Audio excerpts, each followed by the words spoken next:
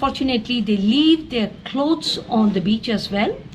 And to cater to the nourishment of these people, the beach also welcomes about 50 to 60 shopkeepers selling all kinds of wares.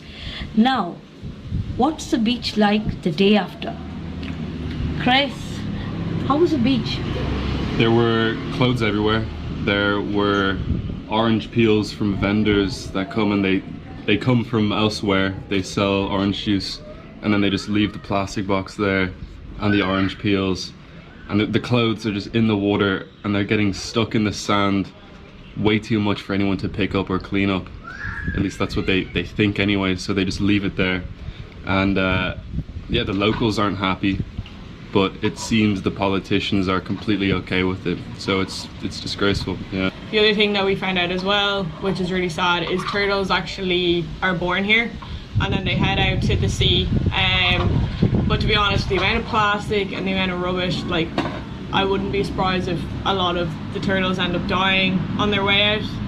And they are really upset about it as well. Like, it's not like the fishermen are like, oh, whatever, like, they're genuinely upset. And it's really sad to see that the politicians don't care. Essentially what Chris said, like, they came here and they were like, what are you talking about? Like, the waste just goes into the sea and it disappears and it's not our problem anymore. Which is just a really ignorant way of looking at stuff, which is quite sad. What else did you find on the beach? So did you see things in the water? Did you see things on the beach? And how far into the beach was the rubbish? So walking on the beach, it was honestly quite devastating to see. You could not walk a meter without finding rubbish beneath your feet. Everything from fruit waste to clothing to plastic waste. It was everywhere, and it's sad to see that it's in a place that is so beautiful being harmed by such waste. Did you see any other types of waste on the beach? Yeah, so we saw a lot of feces, both dog and human feces, and then the waste, I would say, went about 20 meters from the shoreline down, and you could see like at least like 6 or 7 garments like piled on top of each other. And then from walking from the start of the shoreline all the way down to the water there was rubbish, including like nets, fishermen's nets, ropes and things like that. And then the other kind of bits, like there was little bits of plastic, so like people's bottles that they had left and things like that as well. Did you find any remnants of the shops on the beach? Of people selling things. Yes. So we saw a lot of fruit, bananas. We saw a stand that was supposed to be, what they told us was a juice stand that they sell juice yesterday in the festival. They left the plastic box there and all the orange peels there. So what is most interesting in this is that Kameswaram has been declared open defecation free. So there is something called ODF and ODF++. So obviously even with ODF, open defecation free, this village hasn't become open defecation free if we count the beach also as part of the village.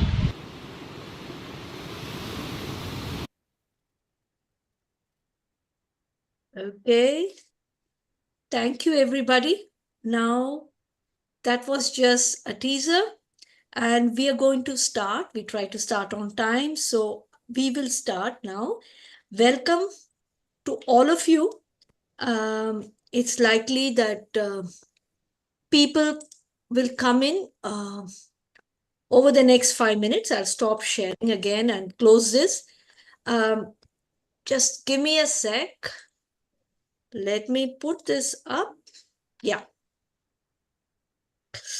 Okay. Excuse me, Shyama. Yeah. The QR code will come on the. You'll be sharing it, right? Everything is going to come. Right. Okay. Somebody's got to let everyone in, and I'm just going to continue. Okay. So Welcome everyone to our webinar, a webis actually, a webinar, a panel and a quiz to think about an important issue on World Water Day. There are many countries with a large coastline, and many of these beaches are getting to be very dirty. They are not serving the purpose that they used to. So we are going to discuss about how they can be transformed. Now, before we start, I just want to say a few words on Finn. On December 26, 2004, there was a terrible Asian tsunami, and I, with other family members, decided to rehabilitate a little isolated village in a state called Tamil Nadu in India, and that's how the story starts. And over time, we were guided by this vision that all places on earth, especially those where marginalized populations live, can and should be made clean and healthy. I was pretty shocked to see how dirty villages were. And so our mission became to mobilize the community to make Kameswaram village a model one and eliminate practices such as open defecation, indiscriminate littering, and wrong handling of waste, such as burning mixed waste. In the process, one of the unique features of Finn is that it is animated both by academics, professionals, and many students. And therefore, we decided to use Kameswaram as a living lab to develop models and tools, not only for India actually, but for the whole developing world. And of course, if students were in the picture, it became a golden opportunity to train students as well as citizens to become sustainability champions. And that is why the focus of Finn is on two things. First, to educate people, to motivate people to become sustainability champions. And the second is to nurture the environment while creating livelihoods through the production and sales of eco-friendly products. So for example, this webinar is a feature of our education service, as it's another way of learning and including the participation of students, citizens, and multi-stakeholders. So let us start, okay? I would be grateful if you could put your telephone on this QR code, and I will send this photo also in chat. I hope I can. Can somebody else send it in chat also, please? You should be going to a platform called WooClap. Let us know, speak out if you're not able to reach. Abhishek, can you put this photo in the chat, please?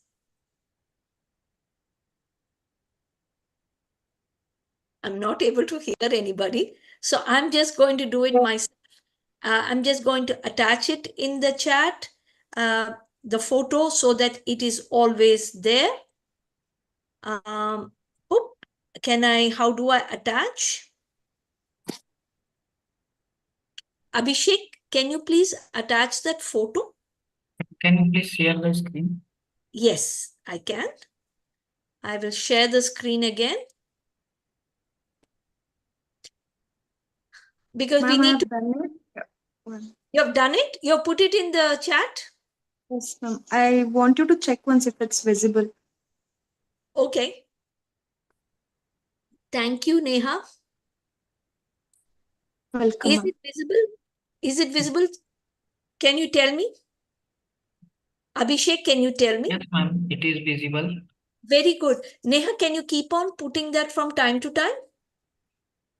Sure, ma'am. After every 5 minutes, so that people who come in late, they can also see. Okay, ma'am. So how many people haven't got this? Speak out. Then we will help you. Is everyone there? Also say something, because I can only see the. I don't know how to do this. Okay. Then where are you stuck? Have you It's got going this? to the app. That is, and then you type fin for WWD. So are you getting something like this? Are you getting something like this? Raise your head. There is no vote. Can please explain once how to scan the QR code? Again, I'll go to the QR code. Okay. Just 1 minute. I'll go up. Either by QR code or by website. Okay. Yeah, I'll just share, Shyama, since I'm one of the more challenged people in these things. I opened my GPay and the scanner for QR codes for that. I showed it on the screen and it took me to the right place. So anybody who has a QR code for Paytm, GPay, anything, it'll work. Can you, Neha, can you take a screenshot of this also so that people get it? I would like everybody to be on it. Then what Maybe you can ask people to raise hands or something, those who haven't. exactly. Can people speak up, please? Has everyone got it? This is an interactive webinar, so you have to speak out. Yes, thank you. Got it, yes. You got Yes, it. Everyone got it. Namrita, Yes. Deborah, Ali, Arnab, everybody, Kushbu. Okay. Ask the exception who hasn't got it, right? Hasn't got it. Huh? What about you, Ratna? Have you got it? I don't know. It keeps sending me to the app. Ma'am, please go to Yes. Google. Do you get this? If it is going to the app, then just take a Connect to browser. www. I don't know. Any browser. Take any browser and type it if you are not comfortable with the app. Right. Mobile browser, Chrome, Firefox, anything.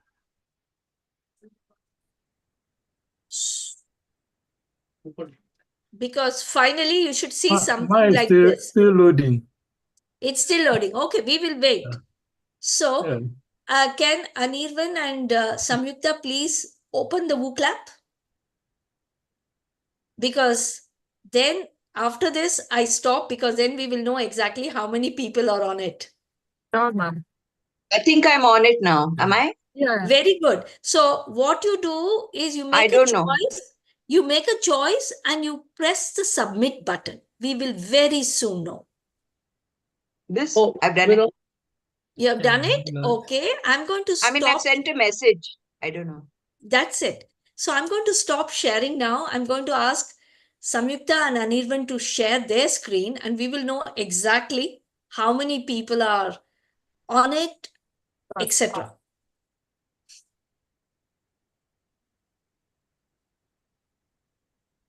Is the screen visible to everyone? It's coming. It's coming. Okay. Yeah. So, Hi everyone. I'm Samyukta and this is Anirvin, and we'll be your quiz masters for today. How is everybody feeling? We can see that a good number of you are feeling good. To the one person who asked us, don't ask me, I hope you feel better soon. Let's move on to the next question. Now you have to wait, Samyukta, I think. Okay. In this, yes, everyone, 20 out of the 21 people, that's not bad. That means everybody's connected. You can move. Yeah. So we want to know, how old are you guys? Ask us these questions. They're Oh, old. wow. 21, around our age. 19. No, I'm also more, I'm not joined. 55. 55. Oh, everlasting youth. I love that for you. Love that for you. Let's go.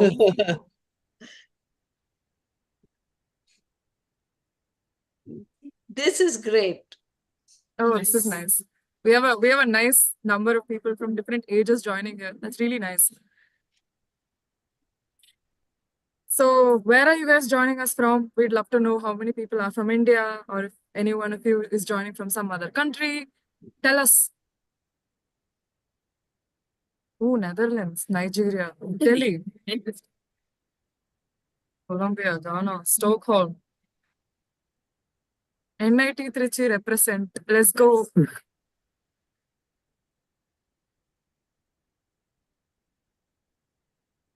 Got a diverse audience in terms of where y'all are coming from as well. We hope you enjoy the quiz. Let's move on. Okay, so let's begin with the actual quiz right now. So the first question is something regarding environmental karma, which essentially means that whatever you do to nature, you will get back later on. So if you do good to nature, nature will do good to you. So keeping this in mind, among these 4 actions, reducing single-use plastics, supporting sustainable fisheries, frequent air travel, and participating in coastal cleanups, which action do you think is not linked to good environmental karma? It's a really easy question, so we're expecting all of you to get the correct answer. But how do you type the correct answer? you can choose one of the 4 options. In the app, and please press submit. Yeah. Submit? Yes. Choose one of them and press submit. In your phone, Ratna. Oh. Maybe In give my them phone. more time, please. Yeah, sure.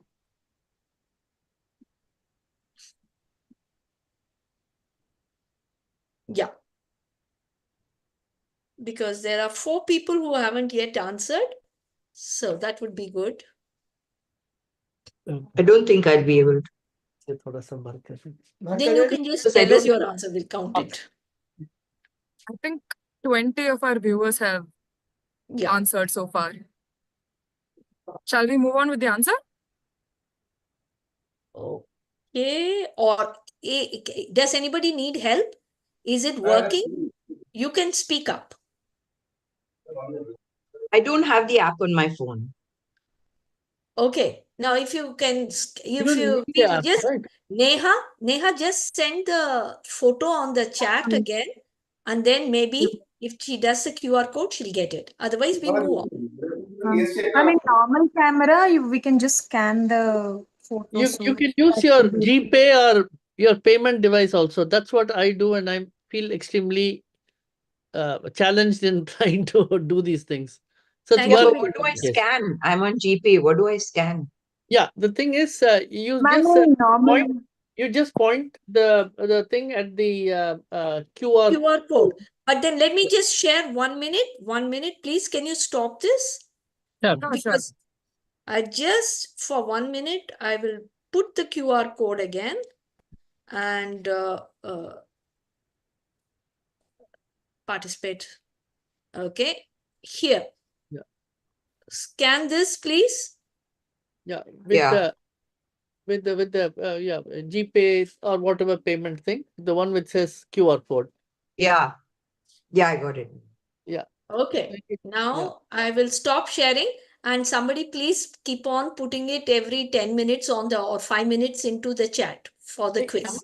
One thought, maybe next time, on the screen itself on the various pages, you can have Put the QR code permanently. Yeah, that is a good idea.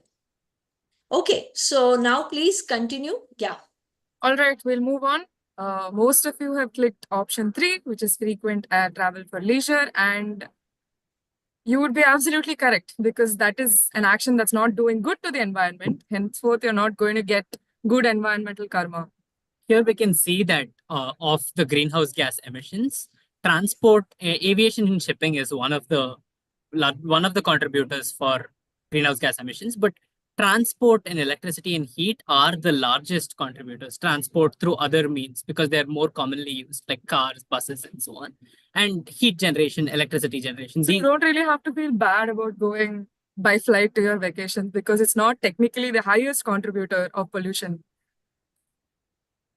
So let's take a look at this picture here. And to all of us who've been to a beach, I'm sure we've had to wade through multiple rows and rows of plastics and other sort of garbage to actually see the ocean.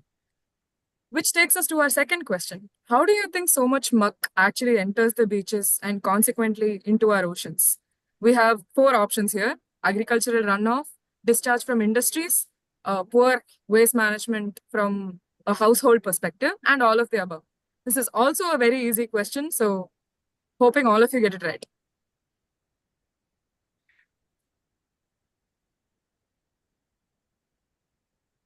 It seems like most of you are on the right track. We have a very intelligent audience here. We're still looking for responses from almost half of you, so please turn in here.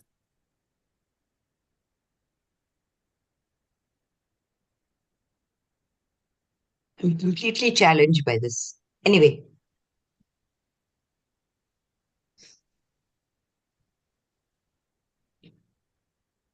So anyone who's coming now, you can see in the chat the QR code. Otherwise, you can go use your browser, go to boofclap.com and use that code FIN4WWD.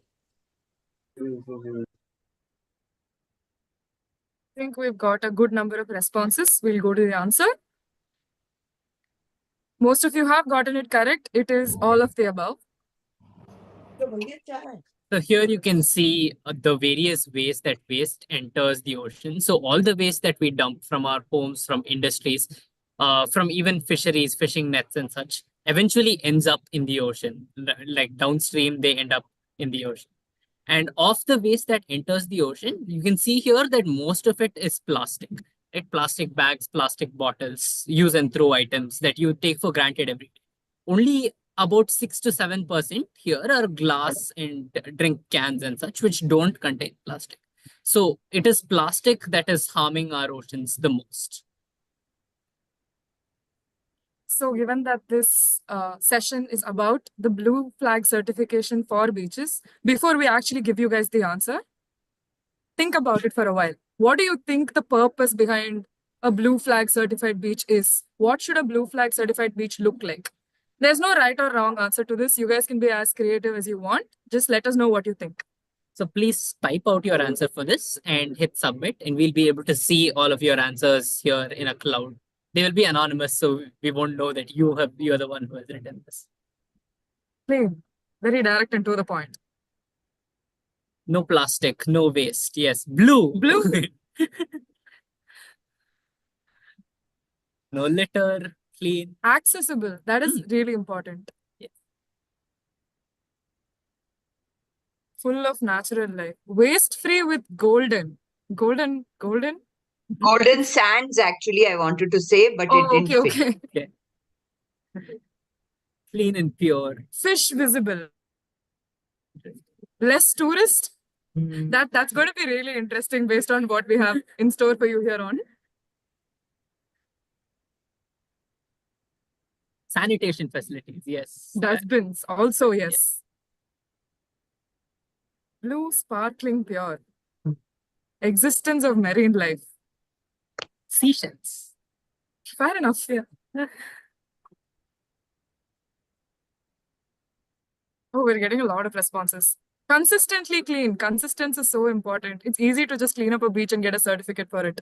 It has to be consistent. I like that point.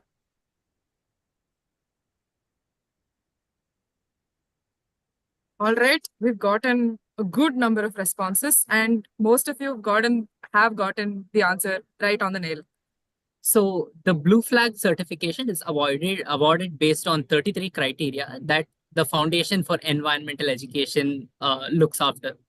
So the main criteria include environment education, which is educating the local people of the surrounding beach area about how they can better improve the beach and the biodiversity there. The water quality, whether the bathing water and the drinking water available at the beach are of good quality, whether it can support the people living around, whether it satisfies biological microbe content and all that. Environment management, establishing committees, ensuring that the beach complies with environmental regulations, and there's provision for waste disposal. There's provision for handling sensitive environments like coral reefs and such. And also safety for the people who come, accessibility, as many people had pointed out, for people with disabilities, availability of restrooms, availability of clean drinking water. And all of these make up the criteria for whether a blue flag certificate is awarded or not to a beach. So since we've given you guys the criteria, now you think about it and tell us, do you think all criteria is equal in measuring whether a beach would fit into the blue flag standard? Or do you think some criteria might be considered more important than the others? What do you think? Looks like people are thinking for this. Yeah, actually, that's nice. Yeah.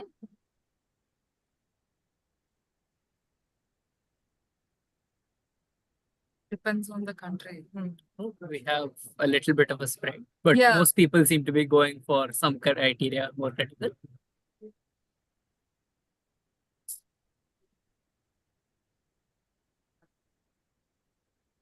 Interesting. Okay, so most of you turn out to be right because some criteria do tend to be more critical. So, have any action that that looks to further the sustainability of an area needs to pertain to this triple bottom line for sustainability, right? Whether it helps our planet, the people, and the prosperity of the region. So, the thing that affects all three together is the water quality of the area, because that affects both the sea creatures and living creatures, and also tourism, whether the place is amenable to people visiting it, and also the local population and how they can survive off the beach, right? So sustainability, the true thing that pertains to sustainability as part of this triple bottom line is the water quality, and hence that is the most important criteria. So here we put the number of the 33 criteria that fits into each part of this. You can look at the triple bottom line like a three-legged stool. If one leg breaks or something, you still can't use the stool. So of the criteria, we have tried to profile the different criteria and see which of the triple bottom line they fit into. And to us, it seems as if most of these criteria are people-centric or centered around the prosperity of the region. And the fewest are for the environment, which is an interesting observation to make for a certificate that says we are promoting the environment of this region, right? So, given that we've talked about the different criteria and what a blue flag certificate aims to see in a beach, what do you think are the benefits of awarding the certificate? So this is also a question where you type out the answer and we'll be able to see all of your answers out. Meaning there are no right or wrong answers. We just want to see what our audience might think that the blue flag certificate might be used for.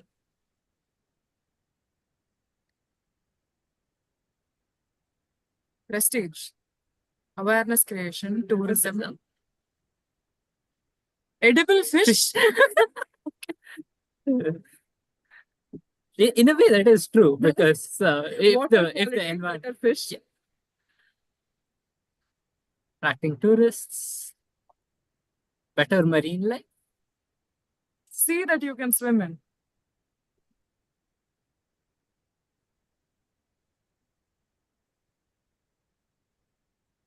It's an orientating people.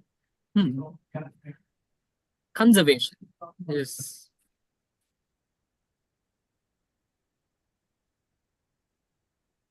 So we have a variety of answers. The all seem to be going towards tourism and tourism enhancement and awareness creation. So this turns out to be what the blue flag aims to get. So all of you who voted for tourism and orienting people, I think that would go under community development. All of you are correct.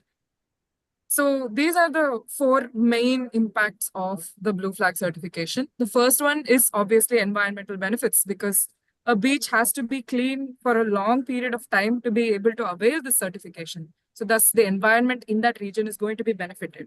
Second of all, educational impact. If a region is looking for their beach to get the blue flag certification, the people living there are going to learn about the fact that such a certification exists, and there are so many criteria that we need to fulfill to be able to get that certification.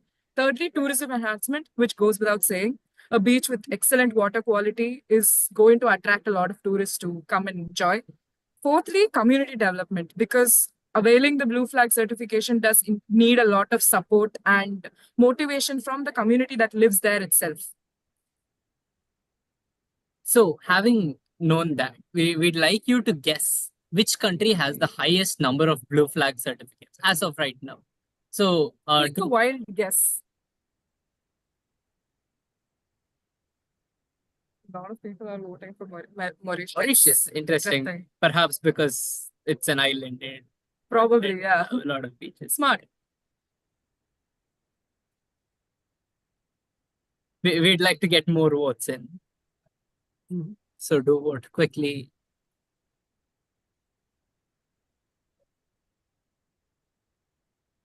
Wow.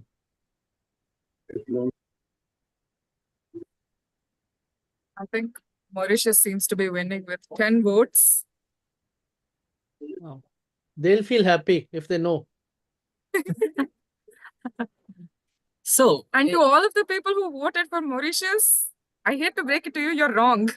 But it is a good educated guess, though. I would have also gone with that. The country that actually has the highest number of blue flag certifications is Spain.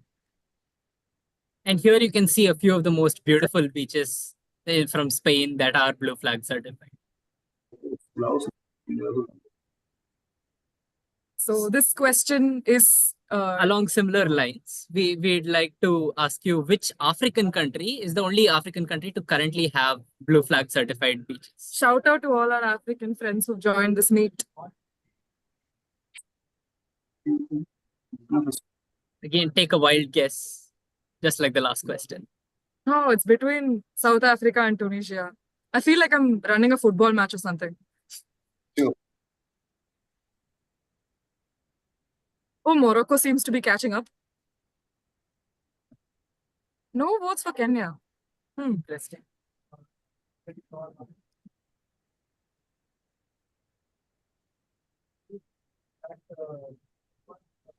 But it seems South Africa is winning this vote by a decent margin. At 4 votes. We'll wait for another 10 seconds and then we'll let you know if the majority vote is the correct vote or not.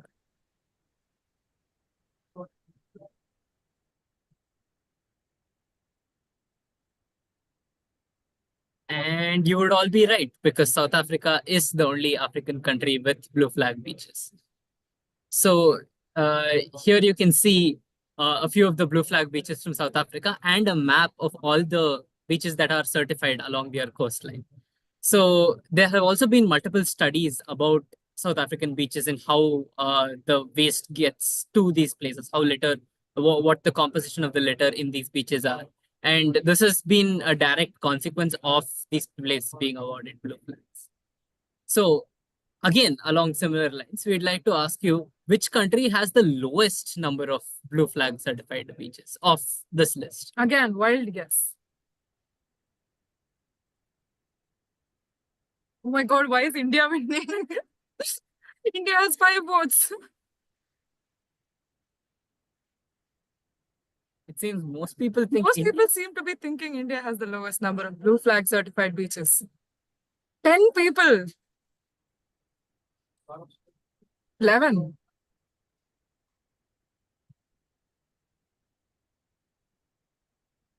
All right then. Do we move on to the answer? I think we do. And to all of you who voted India, I am so disappointed in you guys. How could you think that? It's Kenya with currently no blue flag certified beaches as of now. So Kenya would be the one with the lowest ranking among the countries. And for all of you who voted for India, I'd like to enlighten you to the fact that India already has 12 blue flag certified beaches with, I think, another 3 more down the line.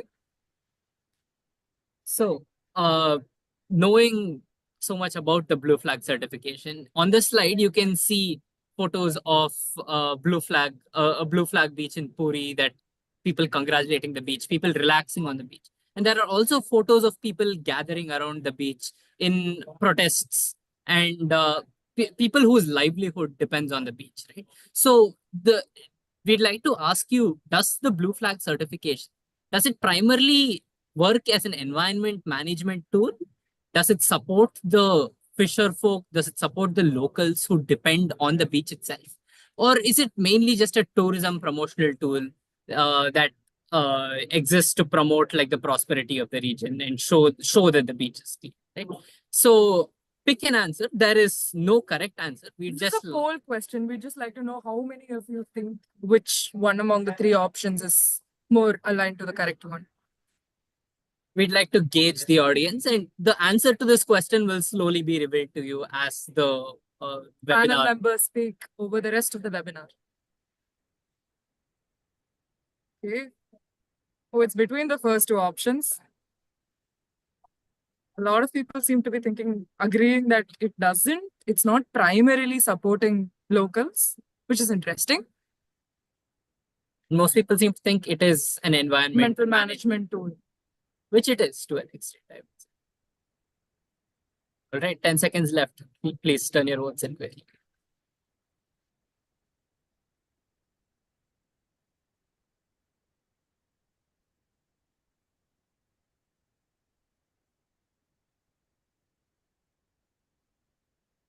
Okay. So most of the audience thinks it is primarily an environmental management tool. And with that, we come to our last question of this quiz. We hope you've been having a good time so far. So the last question is, India, as I'd already mentioned, India has 12 blue flag beaches, and maintaining these blue flag beaches takes a significant amount of efforts in cleaning, community education, etc. So who do you think does it? Do you think the government takes up these initiatives? Do you think the government has time to do this in so many beaches across the country? Or do you think it's done by a private organization or an NGO? What do you guys think? How many of India's blue flag beaches are managed by private organizations? All 12. Ooh, 8. All 12 seems to be winning. A lot of people don't seem to have faith in our governments to handle such complex operations.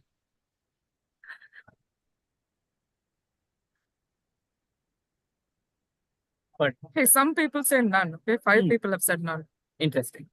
So it is a race between all and none. Oh, it's 6 versus 9, all and none. I think we've gotten a good number. Yes, we will push in another 10 seconds. We'll push in another 10 seconds.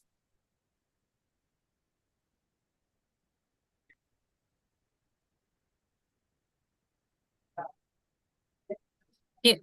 So to everybody who actually thought about this and voted for a particular answer, we hate to break it to you. This was a trick question and we don't know the answers ourselves.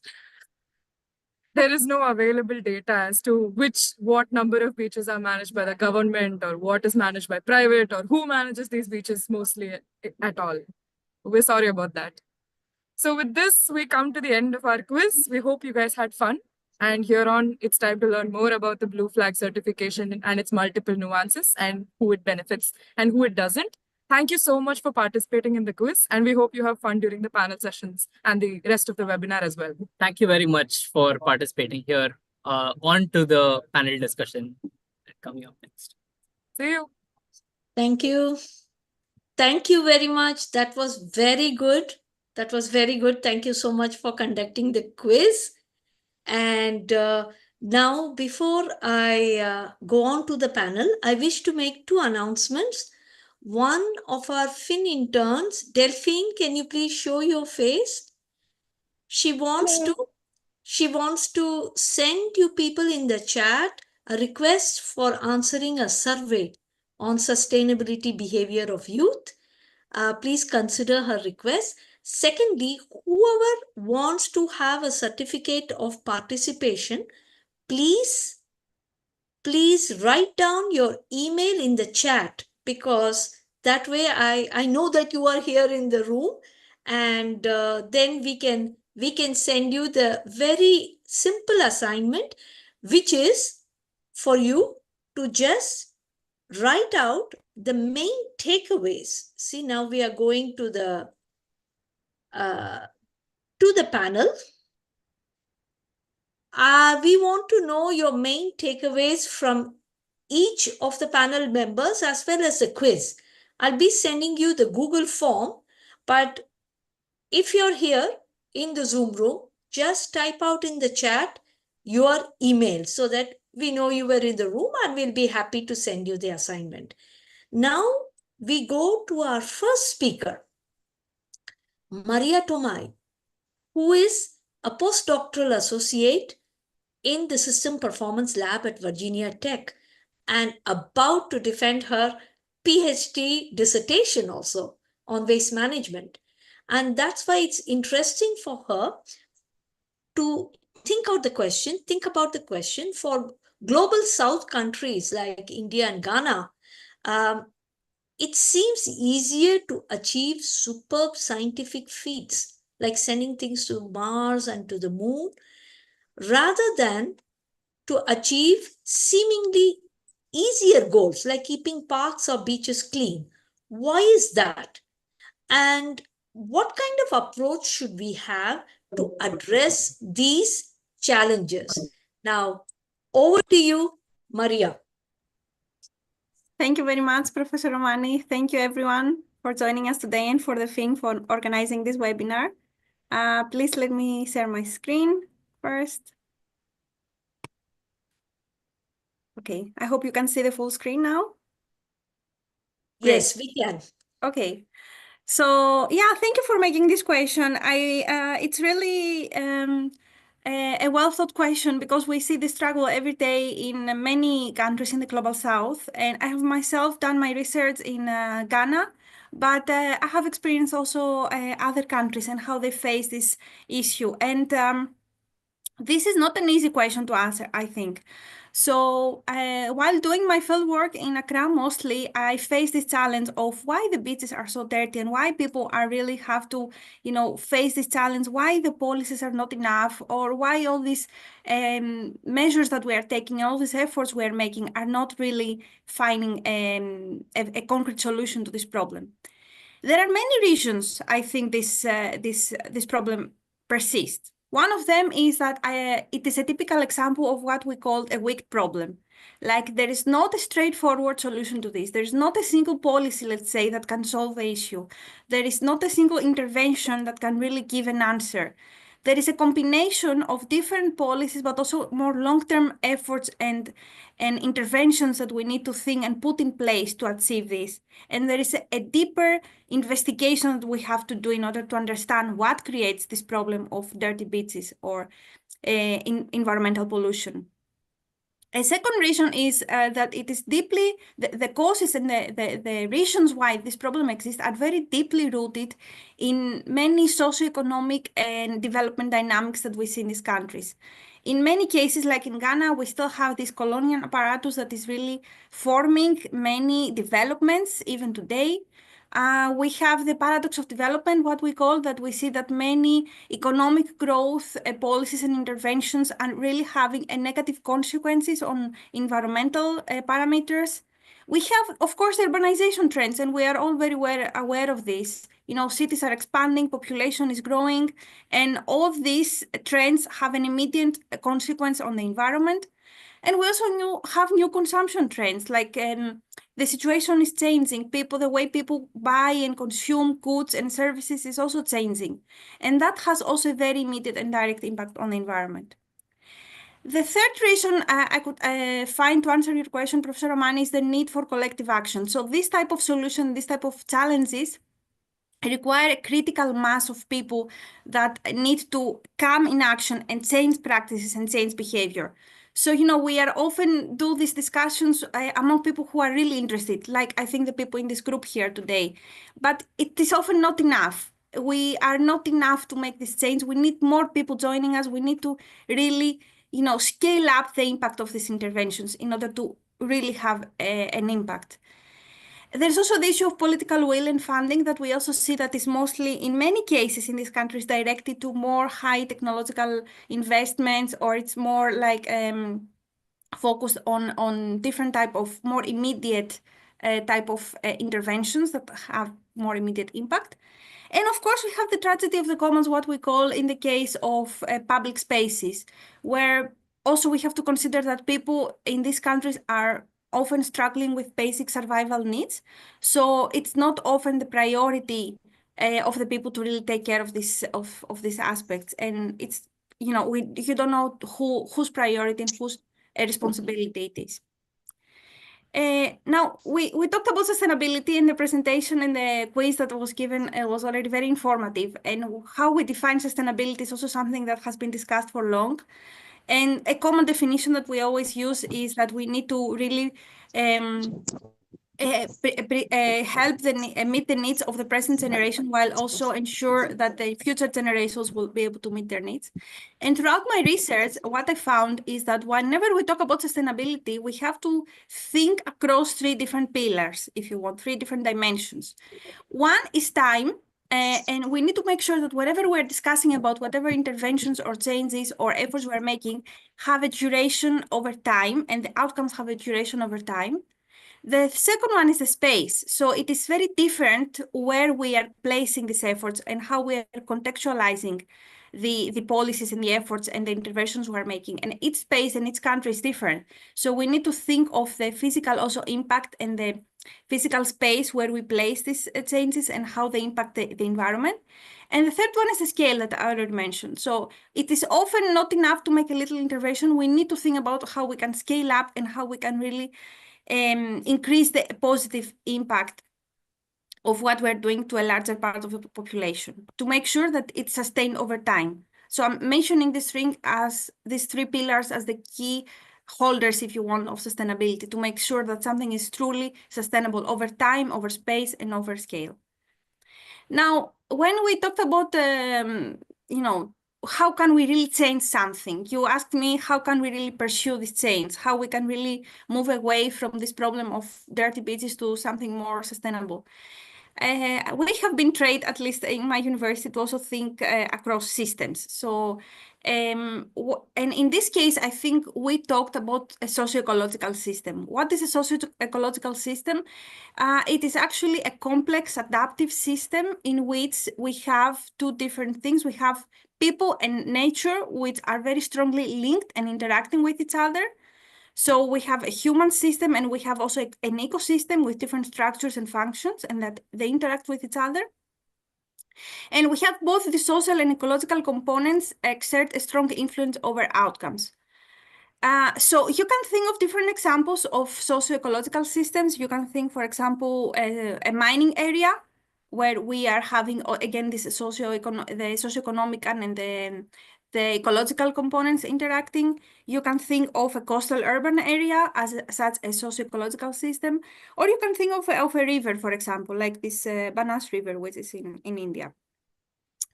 So going to our beaches, it is really interesting to reimagine the beaches and what we talked here today as a socio-ecological system. And why I would like to introduce this to you is because I want to make a very simple point here with my presentation, that this type of challenges we are talking about today either has to do with water management or with clean beaches or with just clean environment, are very much dependent on many different elements and many different people and many different dimensions. So one trap we often fall into is that we think, okay, we can do that one single thing and we can solve the problem. But we need to account for all these complex dynamics and different type of elements that characterize the systems. And that's why it's interesting sometimes to think of these challenges as systems. So here I will call you to reimagine the beaches in this case that we all talk about today as a socio-ecological system. Like in this study here, we see that the beach is really affected and interacting by different elements. We have governance and institutions that are really playing a role in how the place is managed and how it is organized, as we also saw from the quiz, like the clean beaches and everything. We have a social system, which is like the people who live around the beach or the area, the infrastructure, the markets and the trade and the decision-making processes that are taking place within and around this area. We have a biophysical system, which is like the sand dynamics, the water movement, these biophysical processes, the flora that are in place. And also we have some ecosystem services. We have, some living organisms. We have sand storage. We have water purification and recycling. We have many different processes that are taking place in the system. And of course, we have many different dynamics that are also affecting the beach as a system, if you want, over time. For example, urbanization that I mentioned before, cities are expanding and more buildings are built. And, we have like an increase of infrastructure in this area, which is squeezing a bit the coastal areas in many cases that we see. We also have climate change, which is also changing and it's also increasing maybe sea levels, or it's causing many other different challenges.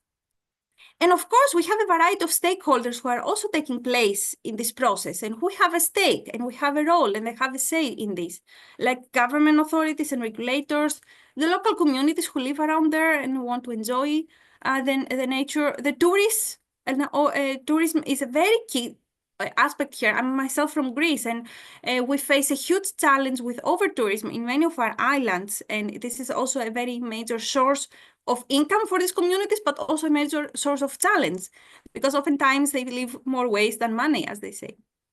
We have private sector and companies who come there to, do their business, and they have also a role to play. We have academia who is trying to do research and produce some results, media, and many other stakeholders. So why I present this challenge again is to give you an overall indication or a little insight, if you want, that, look, this is a very tricky challenge, and we need to think across many different dimensions to really be able to find a solution here.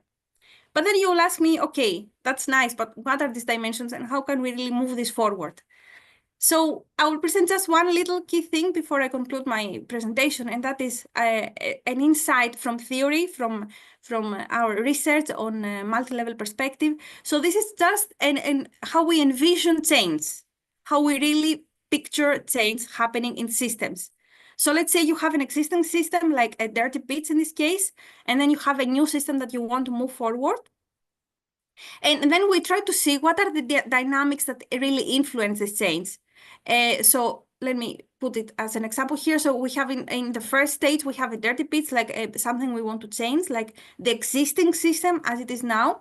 And then on the right side, we have the clean beach, how we envision it with a blue certificates or whatever we envision it to happen. And then we think, okay, how can we really make this transformation? How can we go from existing state, existing system to a new one? And there are many different dynamics that play a role here. The first level of dynamics that you can see, number one, is the dynamics that really characterize the system itself. Like, what is the community preferences? What is the environmental characteristics there? What is the educational level? What is the infrastructure? What are the policies that characterize the system itself?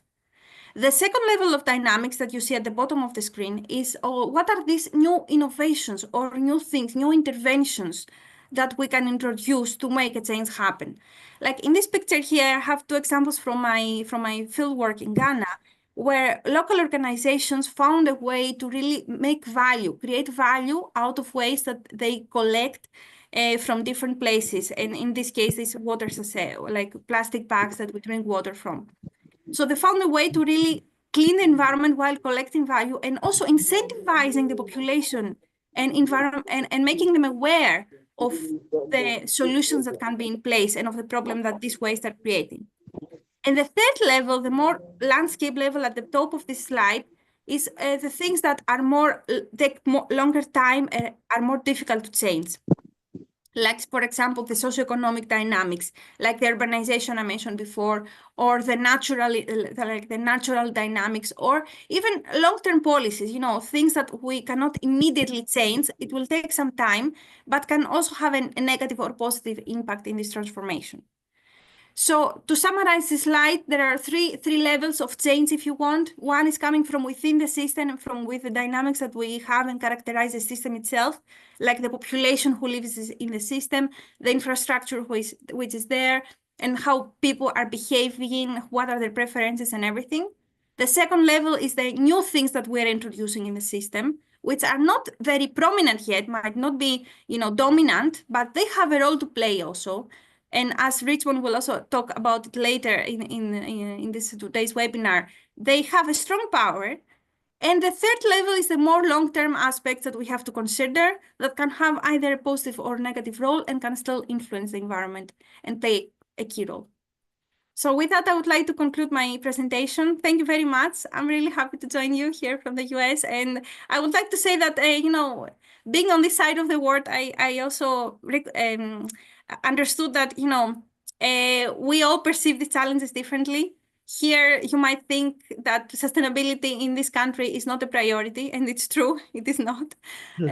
So I do really see how things are evolving in different ways. We have big political issues to solve here, so I think sustainability is not a prominent thing. But being here, I appreciate what we do even more. And the fact that we face all this, even in our research here, we face political influences, I want to say, and it's not everything free like it is in Europe or in Africa or in India. So I appreciate the work we do even more while I'm here, and I really want to support it even more. So thank you for that. And yeah. Thank you, Maria. So, Raja? Yeah. Thank you, Maria. Thank you, Shyama. Shyama, one thing though, see, I have done this kind of thing, addressing the audience and things in a live, what is it, session. How do I find, unless I ask people to raise their hands? No, you just ask one person to speak out. Raja, yeah, by the way, Maria first, thank you. That was a brilliant presentation. And by the way, because it's difficult to see everyone and we are technically challenged, we have to put the view, the gallery view. I'll help you, Raja. We have time for one question. We're going to allow for one question. So whoever puts their hand first will get a question. Does anybody have a question? If nobody puts up their hand, then the question goes to Raja. To me. Right, okay, yeah. Right. Yeah, thank you, Maria. That was really, a very, very nice and wonderful presentation where we understood the problem statement, my takeaways, and understanding of, it being a systemic perspective and the dynamics involved. I have, though she said one question, two questions. One question. Same. Okay, fine. Yeah. Now, I'm just thinking about, say, for example, my exercise program. I have a system and all that, but or weight loss program. Where do we start to address the problem? Which would be one or two triggers when you have a complex system? Are there any thoughts on this, or that requires further study? Yes, that is a very important question, Dr. Ratza, and it's not easy to answer. Where do we start? There are many different theoretical frameworks that we have also studied with Professor Ramani, and there's a lot of work we have done in this field on really empowering change. So it's not only about talking theoretically, but how can we in practice do this? How can we really operationalize, as we say, this change and this transformation? And what we have found is actually pretty simple, but it's quite challenging, again, I would say, is that we have to start from how we even define the problem. This is a very basic thing, but it's very important. How do we define the problem? Because each of us here, I'm sure if we do a questionnaire here and we ask each of you how you define this problem, you'll give a different definition, because we all experience it differently and live about it differently. And also, if you ask even more people outside from the government or from the civil society, they will also give you a different answer. So the first step, I would think, is to clearly define the problem and the boundaries of the problem, so that it makes it easier for us to really approach it and intervene in a more accurate way. That by itself, it's challenging because it requires the collection of different perspectives, different types of data, the personal involvement of the people who want to do this action in the field, for them to really be part of the system and of the problem. The second thing I believe is to map out, all these different dynamics I try to present in my slide. So what are really the positive type of forces? Because there are also some positive forces that really enable us to make a change. And what are the different type of dynamics that we have to face? We have to be well aware who are friends and who are enemies, if you want to, in other words. So to whom can we rely on? Who are the civil society organizations like Plastic Patch, for example, to whom we can rely on? What are the capacities that we have in the field? And the third is to really collectively create the value and the knowledge that we want. This is what we call in research also as knowledge sharing and knowledge co-creation. So we do not just go and implement a new solution or implement a new policy or a new intervention. We are co-designing and co-creating this while accounting also for the very different externalities, negative externalities. And this is something I didn't capture in my presentation, but often something that we try to do as a positive thing, like, okay, we have a new blue certificate. We also have to think, okay, what is the negative aspect of it? Like, what are the things that we might not be able to capture first, or ignore, but we need to take account of? Who is really having might be impacted negatively, or what are the trade-offs, or what are the rebound effects, or anything that can create a negative loop, if you want, in this action and can diminish the positive impact. I think these are 3 key steps I would highlight. But of course, for everyone who is interested, we have done some work on that with Professor Ramani and my colleagues at the UNU Merit. So I'm happy to share also, the results. But yeah, these are a summary of 3 steps, I would say. Thank you very much, Maria. That was very illuminating. Though later I'm going to check in with you to understand if you find patterns in wicked problems. I mean, are they similar or are they different? But that was meant to be my second thing, but later, right? Thank you. Thank you very much. Thank you. Thank you. Thank you for that insightful presentation. And now we move on to Max. I must say 2 things about Max. First of all, he's in Colombia right now. And second is he has to take a plane soon. So it's really nice. He has got up very early in the morning to give this presentation on Kameswaram. So Kameswaram, where Finn is situated, has been destined. It has been targeted by the government to get a blue certification. So when I told this to Max, and I said apparently there's been some reports and all written, he immediately downloaded it, studied, and so we've been talking about this, but this is his take on the extent to which the plans adopt the systemic approach that Maria was talking about, and exactly, how they integrate reflections from previous Indian experiences that Max has also been studying. So over to you, Max, and thank you so much for studying this problem. Hi, everyone. Thanks for having me. Let me also share my screen.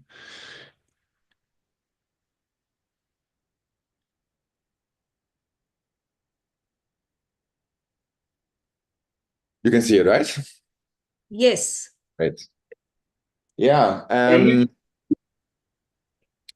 I wanted to do a little bit of a deep dive on the case of Kameswaram, since that's where Finn is situated, and it fits, of course, perfectly with the topic of this year's World Water Day event. I just want to say the organization that I'm working for now, it's called the Stockholm Environment Institute. It's a research organization where I work as a research fellow in the Finance for Sustainable Development program. But I'm generally interested in, development economics and sort of how livelihood improvement opportunities can be created. So that's why this Blue Flag Beach certification scheme, which is about sustainable tourism on one level, but on another, it's also about business models and sustainability, which is what I'm really interested in. So a few points I wanted to talk about today, just some background about beaches and tourism and why it's important for economic development, the Blue Flag Beach certification, then how India is approaching this certification scheme, and then together with Professor Ramani and the Finn staff, we did a very rapid response SWOT analysis of the potential of this certification scheme for Kameswaram. So we've already heard it a little bit, but beaches and tourism are a huge component of lots of countries' economies. In 2019, travel and tourism was 10.3% of global GDP, and 1 in 10 jobs created is in this sector. And right before COVID hit, the 5 years before COVID, 25% of all the net jobs generated were in this sector. So it's of course super important for countries' economies and economic growth. But at the same time, especially beach tourism has had a significant negative impact on the environment. So this triple bottom line sustainability conceptualization that we heard earlier, it's important to acknowledge that there's not always synergies between the different components, but that there can also be trade-offs. And in this case, yeah, the beaches were, the ecosystems were harmed, and so on, right? It's made dirty, polluted, and so there can be extreme negative consequences of over-tourism. And so there has become now a pushback against that, and lots of demand that tourist areas, and especially beaches and coasts, are used and managed more sustainably. And this is supposed to ensure that, you know, even if a large number of visitors does come to beaches, it's still compatible with keeping the environmental situation intact. And this is becoming more and more explicit with policymakers taking a strategic approach to this, to coastal management. And the EU Commission, for example, defines this notion of integrated coastal zone management as a dynamic, multidisciplinary, and iterative process to promote sustainable management of coastal zones. So this is becoming more and more a thing to take care of our beaches. And Blue Flag is one of these schemes that certifies sustainable beaches, and it's kind of one way of contributing to this goal of sustainable coastal management. And I'm not going to repeat all of this because we already had this in our great introduction. We heard a lot about what the Blue Flag scheme is. I just want to point out one thing, which is that it's really about combining good environmental performance while also maintaining the social and economic function of the tourist activity. So it's not about renaturalization or rewilding beaches, but it's supposed to be, so the beaches are supposed to be tourist destinations, but also be environmentally sustainable. So I think that's important to just keep in mind, because there are different approaches to how beaches should be managed. And on India's approach, so we heard there are already quite a few Blue Flag beaches. And what's interesting about the Indian case is that in a lot of other countries, this Blue Flag certification is kind of driven in a bottom-up process where local authorities are initiating the certification. But in India, they are both on national and on state level massive plans to protect and develop coastal areas. So on the national level, there's this integrated coastal zone management project. Part of that is BEAMS, the Beach Environment and Aesthetics Management Services, that is managed by the Ministry of Environment, Forest and Climate Change. And on the state level in Tamil Nadu, there's the TN Shore project that has received massive funding now from the World Bank. So $285 million were allocated to this about a year ago. So that's 2,000 crore. So it's really a lot of money for developing these coastal restoration and blue economy regions. And the Blue Flag certification is a major component of this. So not all of the money, of course, is supposed to go only for the Blue Flag certification schemes, but it is a core component, I would say. And so what we did was, since Kameswaram is one of the designated sites for for this blue flag certification, we wanted to see, okay, what are actually what could happen, basically, right? So we don't know it. The process is just starting, but we do have some ideas of how things are going in existing cases of blue flag beaches in India and in Tamil Nadu. Then we know about what the situation on the beach in Kameswaram is currently like.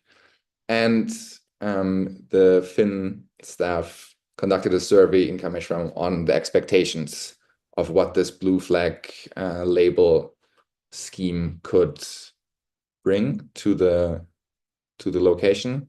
And based on these different sort of data streams, we did a rapid SWOT analysis of what could come. So in Tamil Nadu, there are, I think so far one blue flag beach in Kovalam Beach, which was used as the pilot for this TN Shore blue flag certification program. And as part of the budget, 10 more beaches in Tamil Nadu were assigned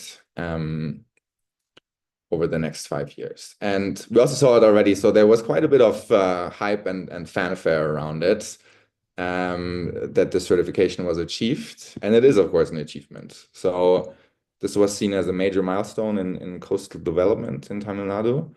And since in Kovalam, the certification has been around for a while, I think about a year or two now, we do have some, I didn't see any sort of systematic impact evaluations or anything like that. So we have to gauge what the situation is like from more informal sources like newspaper reports and I looked at some YouTube videos and so on to try and get a feeling of what's going on. And we can see that there is an increase in tourism. People are flocking kind of to this clean beach. It's wheelchair accessible, which it wasn't before. There are even floating wheelchairs that people can use to go into the water. There are sanitation facilities. There is definitely some job creation, even if you only consider the management and the administration of the blue flag beach itself. That is already several dozen jobs created. And the section that is blue flag certified is clean. It's pristine from what I've seen. So those are sort of the positives that I saw. On the negative side, it's not free. So people have to pay to get into these beaches, which could lead to some crowding out maybe of and accessibility of people who would like to join, but maybe can't afford it to go there as much as they would like. What is interesting, and which I didn't know before starting to look into this, so blue flag beach certification doesn't mean that the whole beach gets cleaned up and made accessible and all these other worker requirements, but it can only be a section. So in this case, it's only 400 meters of the 3-kilometer long beach. And as you can see in the pictures on the right, a lot of the waste is still on the beach, just not in this small section that is blue flag certified. And so, yeah, I mean, this kind of goes to show that the problem has not been addressed holistically and on a systemic level, but a lot of the problems just got pushed a few hundred meters away. And what's also interesting is that when there are festivals or big events happening on the beach, the blue flag gets taken away for a few days during the festival and during the cleanup, and then gets reinstated afterwards once things have been cleaned up today. So this also shows that instead of preventing waste and garbage, being put on the beach, having like something that is preventative, it's much more reactive, the way it's being set up. And yeah, to me, that was also something that shows kind of inconsistency in this how this label is being applied. So coming to the Kameswaram case. For those who don't know, Kameswaram is in Tamil Nadu in the south of India. The next major city is Nagapattinam up here, about 40 minutes away. And Kameswaram is already a place where the beach is being used for festivals. So there's a monthly reoccurring festival designated to ancestor worship. So those who came in a bit early saw the video of Professor Ramani and some of the Finterns talking about it and kind of the fallout of these festivals that keep happening. And while there's a lot of celebration and so on during the festivals, right after, the beach always gets extremely dirty, and the cleanup is done by volunteers such as Finn. So there's currently no real system in place to systematically address these this waste and garbage problem. And this is the plan for Kameswaram Beach. So you can see the kind of blue flag requirements of having sanitary facilities, first aid, being accessible and so on, are of course planning to be implemented. But again, it's not for the entire beach. It's only for a section. And the rest will be not worked on for the certification. And the ambitions for turning the beach into with the help of this blue flag label is to turn Kameswaram into a major holy site in India. So to increase the number of people who come to these festivals. And yeah, some estimations say this could be up to 100,000 people every month. The hopes are that this could create economic opportunities. So for the tourist industry, local shopkeepers, food, hotels, infrastructure like road and parking, and also that there will be enhanced education on waste disposal so that people stop polluting so much in the first place. So these are the hopes and the reasons why I think Kameswaram was designated as one of the sites for the Blue Flag Beach certification. And the lovely Finn ladies did a survey this week, so very fresh, about how this Blue Flag Beach certification plan is perceived by the local community, by the people in Kameswaram. And there were only a few questions that got asked. So next to just some demographic questions, are people even aware that this is happening? And do they know what it means? Then what do they think are the positives that could come out of it?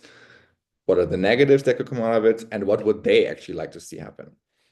And 25 people were surveyed, almost 50-50 female and male.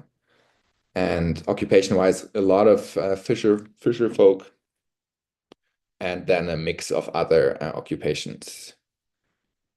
So just to sum it up very briefly, quite a lot of people had heard about it, at least about this Blue Flag certificate. What exactly it was not always clear.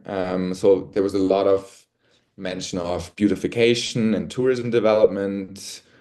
It was less explicitly acknowledged that this was also about biodiversity conservation.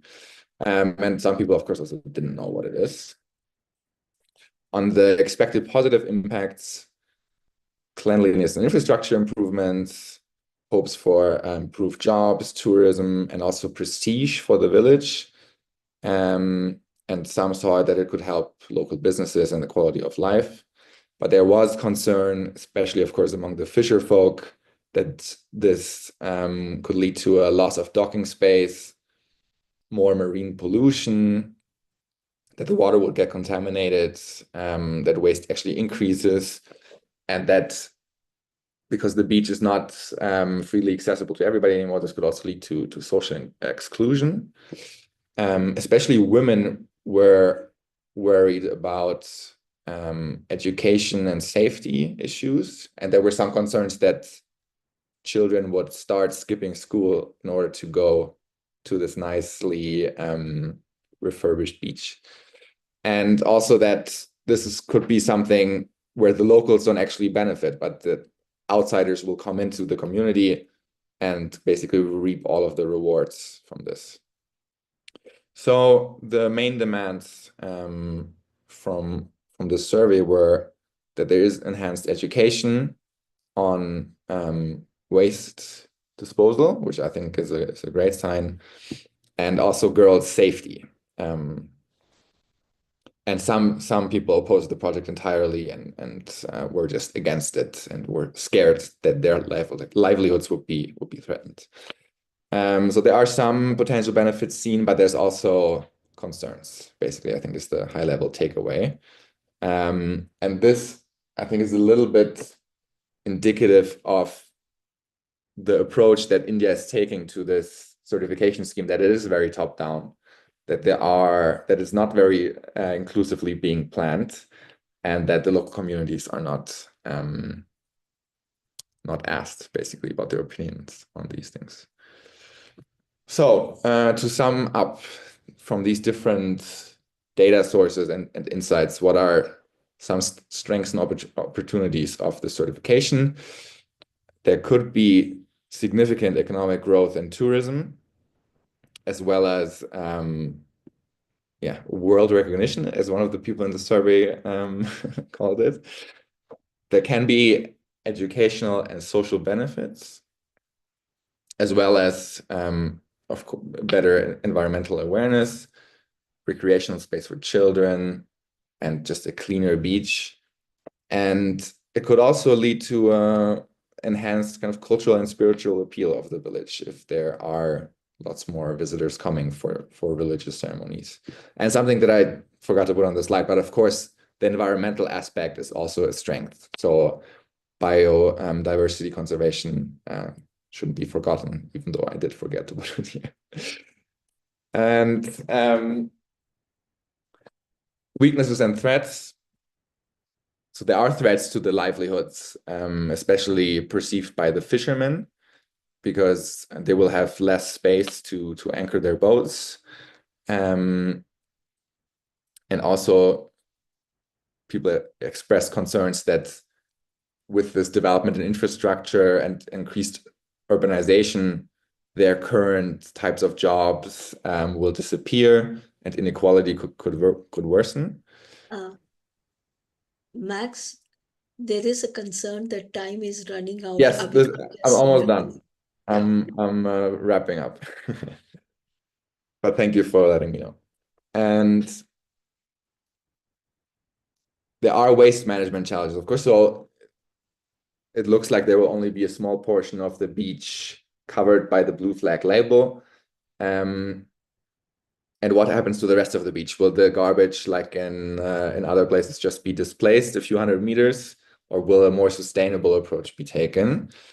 There are also some competitive risks, like what I was saying. Is it actually an advantage if the beach is not consistently clean? So if after every festival, especially if they reoccur so frequently, the beach is dirty for 5 to 10 days. And in Kameswaram, there's also some competition from nearby other holy sites. So will this kind of be enough of a draw for the tourism that people are hoping for? And there are also some gaps in education and capacity. And this is my last slide. And I'm only going to say this kind of first point again. I think it is a drawback that India is taking this very top-down approach to the coastal management and to the blue flag certification. and local communities are being kind of pushed to the side and their concerns are not being addressed. And so I think, just jumping to this last point here, to properly implement this project, there should be more inclusive planning with the local communities. And then ideally the blue flag certification can act as a catalyst for sustainable long-term development in the region. And I'll leave it there. Thank you. Thank you. Thank you. Now, I hate to hurry up people. I hate to hurry up people because every presenter I know personally and I know it's going to be great. So I'll help Raja by saying, is there anyone here who wants to ask a question? Otherwise, I'm going to give the torch to Raja to ask a quick question after unmuting himself. Because, okay, Raja, you can ask your question, one question. Yeah, thank you, Max. It was very, very insightful, and it's very closely related to what we are doing also. So I just wanted to ask, what is the one thing, in your opinion? I know it requires a longer, I feel, discussion and maybe debate. What's the one thing which Fintrust can do to support the positive aspects of taking this forward in its true spirit, including ensuring the inclusive inputs are put up to the policymakers and administrators? Yeah, that's a great question. I mean, one of the reasons why we started looking into this a little bit was also, of course, with the idea of potentially getting involved somehow as Finn. And so far, we haven't seen any official pathways, because the tendering process for implementing this, it basically it's one package, and it got assigned probably to some major private company that has a lot of resources. But I think Finn could play a great role in being one of the voices of the community. And when this implementation actually starts, to go to the local politicians, to the policymakers, and keep pushing to incorporate the voices of the local communities and their concerns. So basically to just channel the activities that Finn is anyway already doing, which is to be a loudspeaker for people who otherwise don't get heard. And at the same time, I think continuing the education about waste management and behavioral change, so to prevent the pollution in the first place, rather than just hiring people to clean up. There's also something Finn is already doing, and this could also be expanded and maybe just sold as a more sustainable solution. That. Thank you. Right. Yeah. So insightful and lots of pointers from your presentation, and I'm sure we'll take it offline in due course. Thank you very much, and I hope you won't miss your flight, Max. Oh, I have all day. Don't worry. Okay. So, I would have. Okay. Thank you very much. Thank you very much. It was really insightful. And now we go to a person who is doing exactly what Max suggested to Finn. So Richard is the founder of one of the co-founders of Plastic Punch. Now that's an interesting name. So first I want to get the story behind the name. What is it? Why did he choose that name? And how are they punching plastics? And Max said NGOs could make the voices of the local people heard.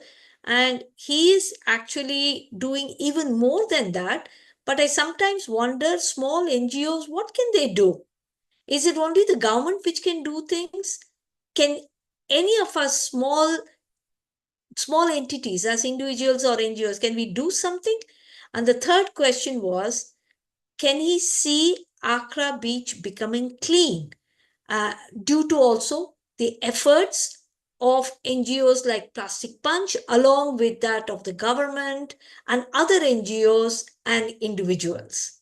So over to you, Richmond. Thank you very much, Professor Ramani. Hi, everyone. And thanks to all speakers before. And the quiz session, I really enjoyed it and really tested knowledge and really amazing. So I bring you a lot of greetings from Accra, Ghana. The next slides will not be representative at all of how beautiful Ghana is. So I felt I shared to you the beauty of Ghana so that, you are more than welcome to visit. So Plastic Punch. Why Plastic Punch? Before that, I'll give you an overview of what we do. We are an NGO here in Ghana, and what we do is use citizen science to inspire behavioral change, coming up with sustainable waste management solutions with a specific emphasis on plastic reduction. Our vision is less plastics, better lives. We are a growing team, and this is how the Plastic Punch came out with, or this is how we started.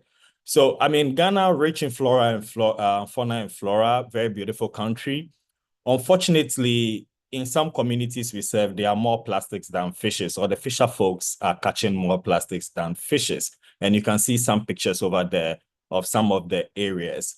Now, Plastic Punch started as a response to all these sea turtles you see down there. We went to a turtle monitoring session, and out of the 6 turtles we saw on that night, 5 of them were dead. We could not scientifically diagnose what the cause of death was. But looking at the beach with all the plastics, we felt that there was a link, and then we wanted to, or we needed to act. And by acting to these plastics, of course, you need a very strong punch, and that is how Plastic Punch was birthed. So we work on what we call wild beaches, beaches where these are not touristic beaches. So by acting, we need to bring the community in touch and in contact with the problem. So we have very big volunteer-based cleanups, some small in different locations, and bring the community in contact with the problem.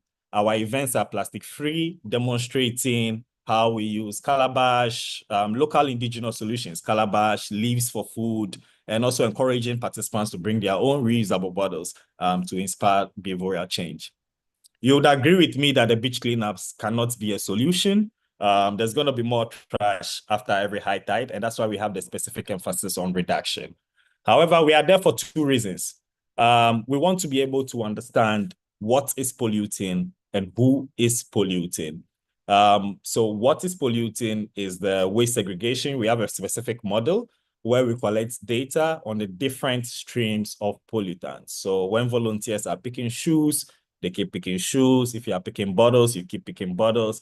Sachet, you keep picking sachet, so that we are able to understand what the different waste streams are.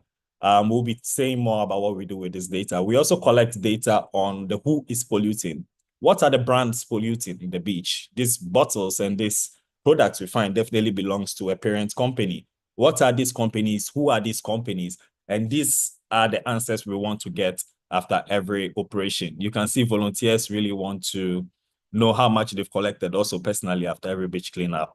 Just a little bit of representation over here in Ghana from an activity in 2021. You can see we have a lot of plastic bottles, a lot of shoes, because we have a textile waste problem over here as well. Ties, single-use plastics, and a lot of water sachet, as Maria showed in her earlier presentation. So with this data, what we do with the data is we share, and this is data that we have collected together with the community. We share this data to the municipal assemblies and the district assemblies, so to inform their waste management situation or waste management, yes, definitely, the situation, and help to give pointers on what we can or we should work towards managing. Also informs our awareness activities.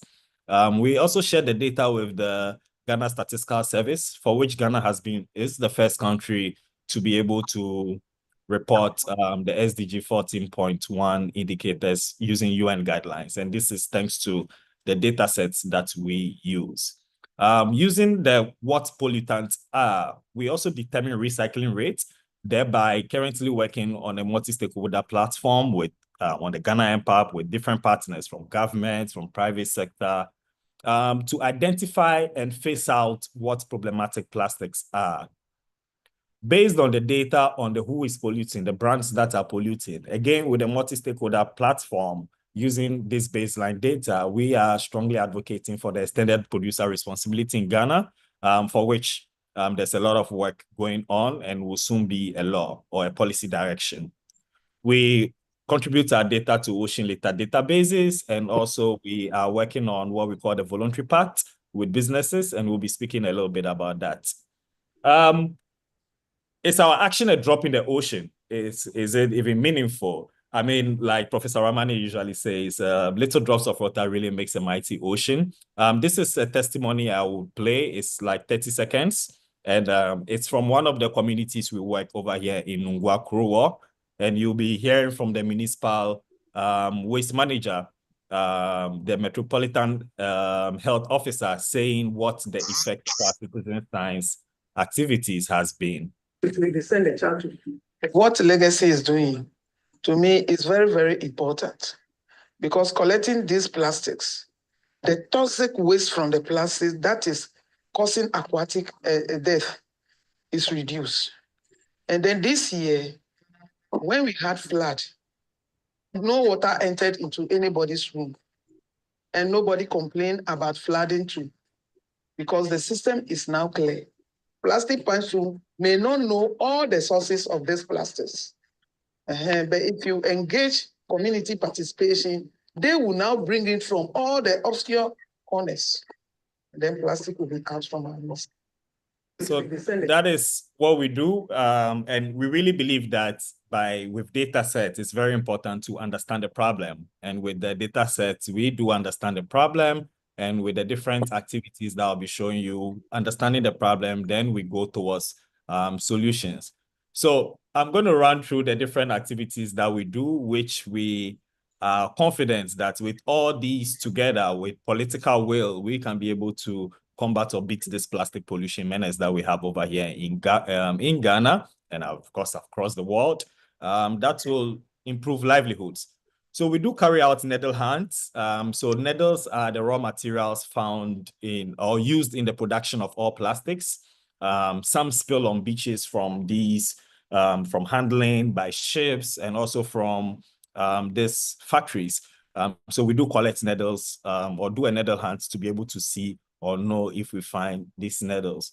We carry out waste audits in institutions using different methodologies like the source to sink, etc., to be able to understand what the waste generated in different institutions or schools are, so that we can be able to direct the awareness, direction, and effort. We deploy tools like games, app, and quizzes to make it fun. And the app we have is to collect data on sea turtles. It's a citizen science app, and this is to encourage the communities we serve to collect data on these endangered species, and also for us to focus our conservation efforts on these communities that we are serving.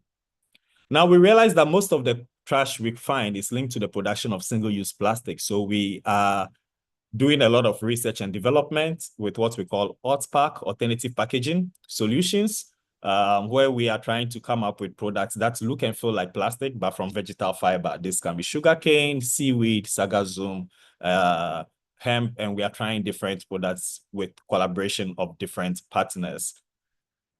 Most of the trash by the data set also is from the provision of clean drinking water. People want to drink clean drinking water, so there's a lot of single-use plastic use in Ghana.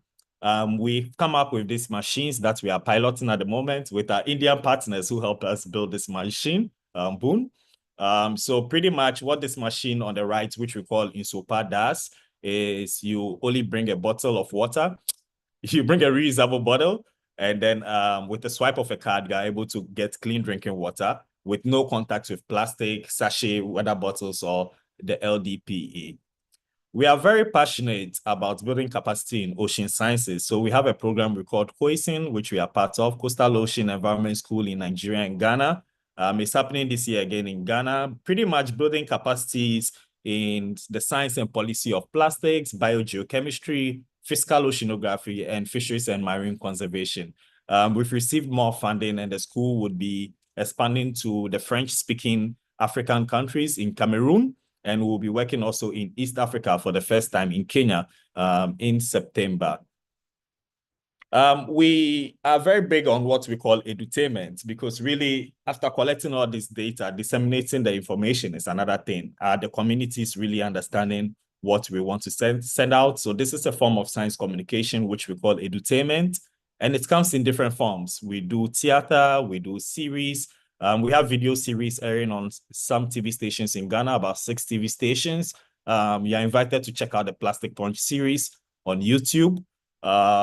We also have graffiti works on walls or public spaces to raise awareness on the topic. We also partner with festivals like the Global Citizen Festival in Ghana, where we get people to win free tickets to this festival. We don't charge for these festivals. You have to do something for the environment to be in this festival, so that, making environmental protection generally cool is what we seek to do with the edutainment. We also do a lot of different workshops, from upcycling, gardening, composting workshop with the schools and the communities we serve, just to repurpose and to really send a message or transmit this message that we seek to transmit out in very different and cool ways. You can see this fish over here. It's a tool we have in the lower right corner. It's a tool we have to remind people that if we do not segregate and manage our plastics well, it's going to end up in the fishes that will be coming up to our plates. So I'll take 1 minute to talk about this initiative. This is the voluntary pact to phase down single-use plastics in Ghana. It's something we are working on. At the moment, implementation starts in May. And what we have done is we realized the supermarkets over here in Ghana give a lot of free single-use plastics. So picking inspiration from India, from the UK, from France and other countries around the world, we brought together supermarkets, and the plan is to, or what we have agreed is to charge 50 pesos on every single-use plastics which is distributed in the supermarket. This will mean that consumers will be punished for taking single-use plastics, and then will be more encouraged to bring more reusable bags to shop. And this is a way to improve environmental sustainability. Can we see a clean Ghana in 20 years? Really, with all these actions and activities that we are carrying on, both from the policy side, from the government side, from the data side, marine change is possible. Change is possible. It's definitely going to come if we have the right mindset. Marine pollution continues to be a global issue, but with active participation from local communities via citizen science, throughout the planet, effective positive change can be a reality. And with only collective action and responsibility, we can be able to beat this triple planetary crisis. I will play a short video from the Global Citizen Festival, the last one we had in Accra, so that you have a look and feel of what the festival looks like. And then it will be a thank you very much from the side.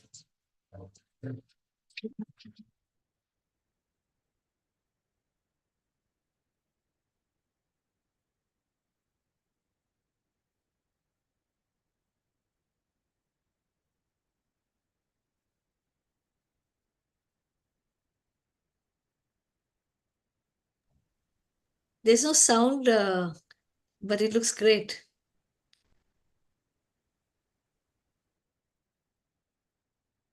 All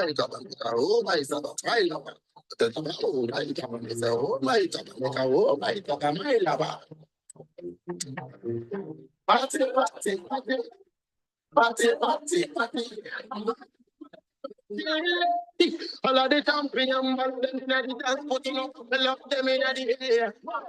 Walk it up, stick it up. Everybody. Yeah, tell me what you need from me now. I know I can need to be now, cause I'm done with it now. No more damages, no more damages. Back then when I was a baby girl,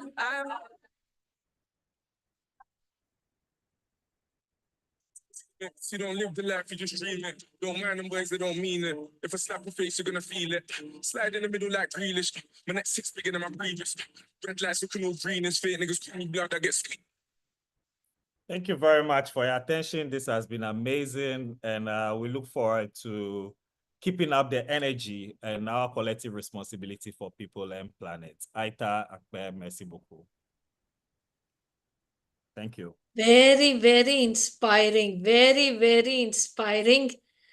So I think before Raja asks a question, I think we need to have a separate webinar just with you teaching us all more. I really enjoyed it. Over to you, Raja. I'm not in the interest of I'll first request the audience if somebody wants to ask question. Otherwise, I'll ask.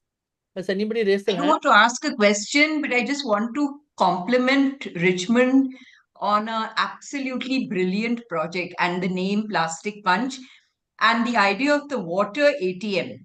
Just, I mean, amazing. I just wanted And to say then too, that. the water ATM is made by an Indian company, but Yes, we don't yes. have it in India.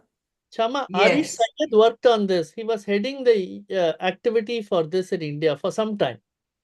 I see. And the energy of your project, the No, energy of we what will you're do that. doing is just It's brilliant. amazing. Congratulations. Yeah, congratulations. We really maybe Raja. Just a very Yeah. quick question. Yeah. Very quick. Yes, that was wonderful. Very innovative also. And see, I've seen people say, for example, doing plastic collection as a moral or fun activity, but you're changing it and make it evidence-based and data-driven. That is, I mean, truly amazing. And how long did it take for you to develop some kind of critical mass to be able to actually create this kind of database evidence, linking it to different kinds of plastic and all that? Thank you very much, Raja, for your question, and Raji and Ratna for picking up our work. Thank you. So yes, we've been working for 7 years. For the evidence-based part of the work, we realized just after our very first beach cleanup that no, we need to find a way to collect data. It's been very difficult to represent the data. It took us 2 beach cleanups to be able to, before we started to count every plastic, but then we are able to count about 100,000 of single-use plastics. It takes so much time. Then we move to weighing. Also because we know our governments over here in Ghana and in Africa, really you need data and evidence to be able to change things, especially on the policy direction or in the policy direction. So we needed evidence, hardcore evidence to show to government officials, to show to the municipalities that, hey, this is the operation that we had. And also really knowing that the beach cleanup itself is not a solution. There's going to be more trash coming. We felt this will be the added value to our work. And that is the protocol or system that we have deployed since. And with all the data that comes out, we are able to come up with new solutions and be able to understand what is polluting more and are able to direct our actions towards solving these problems and still measuring our impact over the period with this same data to know if we are even impacting the communities we serve. That's Fantastic. Really Fantastic. Shama, we have to learn that for Kameswaram. Absolutely. That's why I think all NGOs can learn. We have to. But now saying that, and I want everybody to stay relaxed, eat, do anything you want, but stay. Each of our speakers is brilliant. And now we go to our next brilliant speaker, Victor. You see, it's not easy to be in the municipality. As Victor will explain, it's not easy to be part of the government. Public problems are so complex. And so my question to Victor, I'm so glad he agreed to participate, is that are there any policies in Ghana about clean beaches?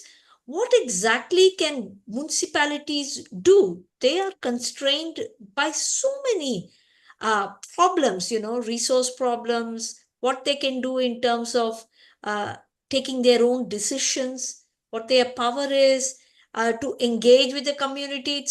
It's not at all easy.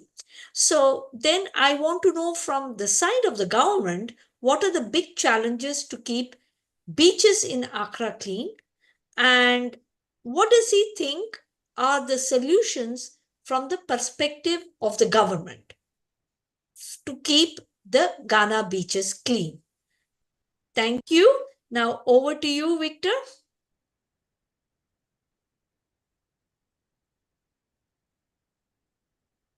Victor, you have to unmute yourself. Yeah, thank you very much. And it's afternoon time in Accra. So good afternoon to all participants. Let me share my screen.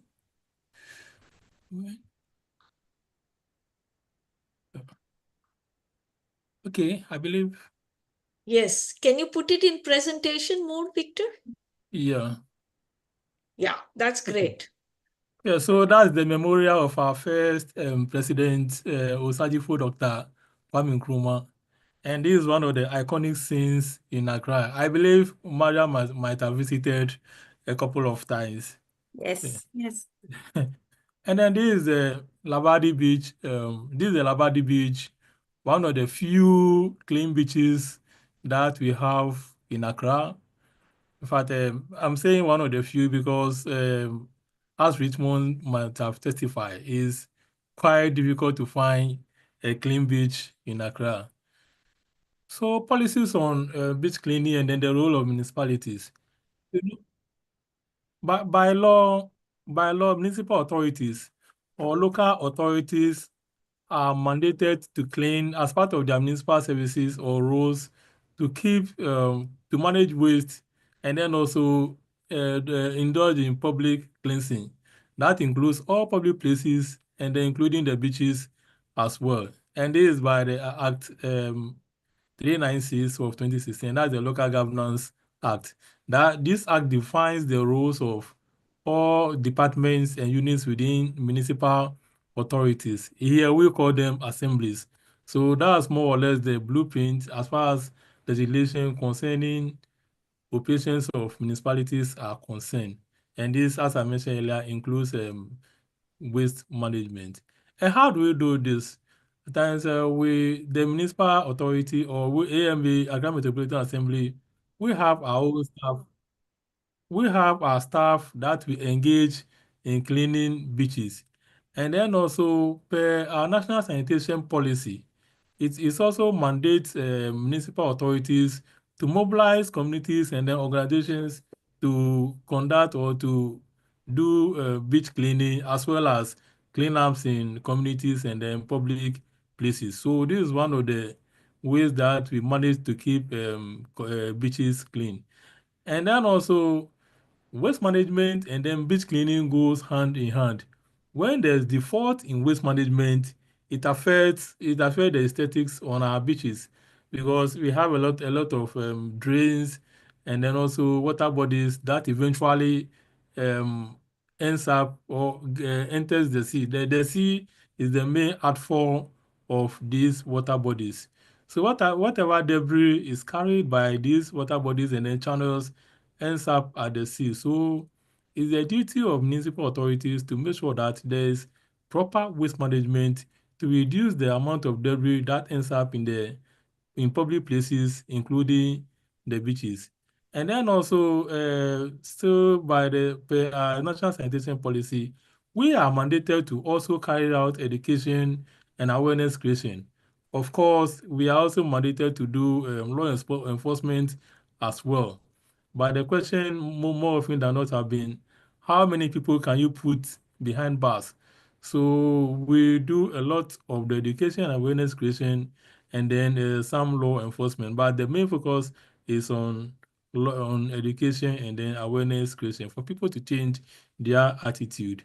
In the earlier presentations, one of the resource persons mentioned something on open defecation in one of the Indian municipals. We have the same problem in Accra. We have people also indulging in open defecation on our beaches, and this is quite negative. The city or the municipal have taken several actions to increase the stock of sanitary facilities or latrines in households to reduce this incidence of open defecation, but still people do indulge in this. So these are some shots of situation or conditions on some of our beaches. In fact, this is very close to the estuary of one of the main drainage channels in Accra. And most of this debris you are seeing here is not coming from just Accra, but from the northwestern part and then also the eastern part of the eastern region as well. And all this ends up at the beach in Accra. So here we have some security agencies that are helping in cleaning the beaches. In fact, this is the Ghana Immigration Service. And then also on the right, we have a city staff who is also doing some helping or performing some cleaning activities at the beach. So these are more pictures from our beaches. You can see, if you look closely, you can see that most of the debris here are plastics, flip-flops, and then some polystyrene that have been carried to the beach through drainage channels, and then also those that are disposed directly close to the sea. That ends up at the beach side. And then what are the challenges? Accra is here to attain a universal waste collection coverage, especially in low-income communities as well as informal settlements. So such households in such communities dispose of their waste in the environment. And one way or the other, this waste disposed outside the collection ends up in water channels and then drainage that eventually gets to the beach. And then also, we don't have adequate waste management infrastructure like treatment facilities, transfer stations, and then engineered disposal facilities. So we have a lot of waste ending up, although the collection might be done right, but eventually this ends up in the environment. At times very far from the city, but they still manage to get into water channels and then ends up at the seashore. And then also we have a lot of industries and then households disposing of waste into water bodies and then drains, street side drains. In fact, this is very common in low income areas, as I mentioned earlier. And when it rains, all this debris is carried through other channels onto the seashore.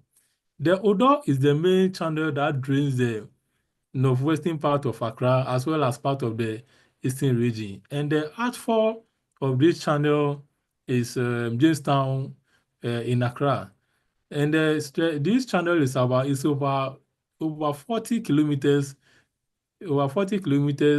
through Accra and then into the eastern region. So debris that is disposed into this channel as far as 20, 30 kilometers from the city finds its way into the channel, especially when it rains.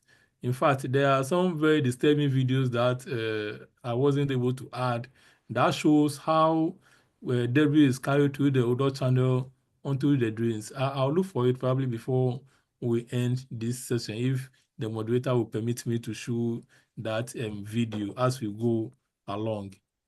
So this is the Odo channel, which is heavily polluted. It's not looking currently. It's not looking as it is here. It's is heavily polluted with plastics, and then the mangrove around section B has more or less been reduced in area because of pollution of the channel, both by solid waste and then industrial waste as well. And this is very close to this. This is just about a kilometer or less to the beachfront. So debris from this channel ends up at the beach, making things very difficult for city authorities. So what are the solutions that we can look at? But we are looking at banning single-use plastic. In fact, we are doing this with a lot of NGOs as well as national level entities like the Ministry of Environment, Science and Technology, as well as the Environmental Protection Authority to find ways of banning single-use plastic, because is now attaining catastrophic levels. Almost everything in Accra is being packaged in single-use plastic, and as Richmond mentioned earlier, is quite an issue in Accra. And then also market for plastics is not very vibrant. It's just recently, about 2 or 3 years ago, that market for plastic is picking up.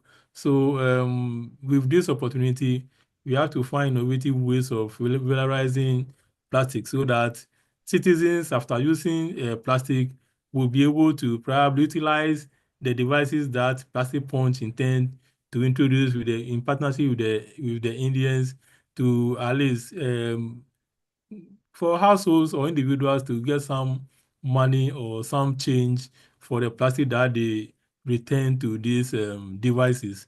And then also community mobilization. As our sanitation policy mandate says, we have to intensify community mobilization, not only to clean beaches, because ultimately that's not the solution, but of course to intensify education within the various communities for people to adopt good waste management practices and then avoid dumping waste into water bodies and then into the environment. And then also our waste collection coverage is still around 75-80%. It means close to 20% of waste in Accra is not collected formally or not captured by the formal waste collection system. And this is quite significant. So as a city, we are working especially with the informal waste sector to expand waste collection coverage so that households in low income areas and then informal settlements will at least have or benefit from very basic waste collection services so that disposal into the environment will reduce, as well as into water bodies like Udo and then street side drains within the city. And then also waste management infrastructure. Now, the only over 90% of waste collected in Accra is disposed at landfill. And the existing landfill is about 90 kilometers round trip, if about 45 kilometers in and then 45 kilometers out. And that puts a lot of strain on the waste collection system. In fact, this distance affects the waste collection, it affects the waste collection system and then increases the cost of collection as well because of the transport component. So we have started some activities to at least provide some transfer stations and then waste treatment facilities like compost plants close to the city to reduce the distance and then increase or improve the efficiency of our waste collection system. And then our almighty education and then awareness creation. This is something that we cannot stop. What we have to do now is to intensify education and then also review some of our city bylaws. For example, Accra is planning to implement a citywide source separation program to improve composting, quality of compost, and then reduce the cost of composting as well as recycling. Because the few informal and then private sector operators in the recycling space more often than not complain about increased cost in processing plastic because they are staying with organics and other type of waste. So they have to use some more money to clean them before processing. So we want to implement a citywide source separation program so that recyclers will have cleaner material.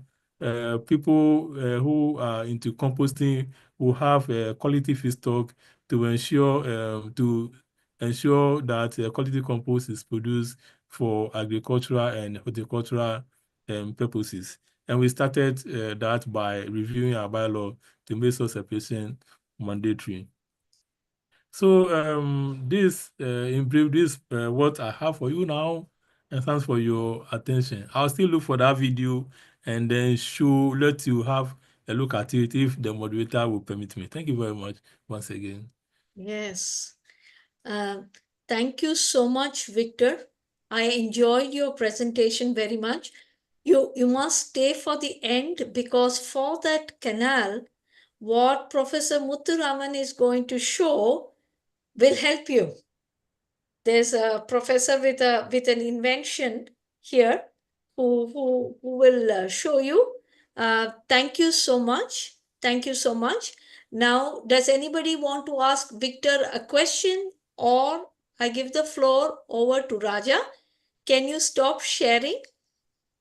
Or Maria, since she's studying Ghana, I would put the onus on her to ask the question. Thank you. Thank you so much, Engineer Cote. First of all, I want to say that we truly appreciate your participation. And I want to say that while conducting my fieldwork in Accra, Engineer Cote was one and is still one of the most engaged people in the environmental aspects and work of the municipality. And yeah, he's truly involved in this effort. So we truly appreciate your work, Professor Engineer Cote. So I want to ask about the aspect of the informal processes that you mentioned also in your presentation. And we know that in these countries and in these cities, we also have a very strong involvement of the informal sector participating in these efforts.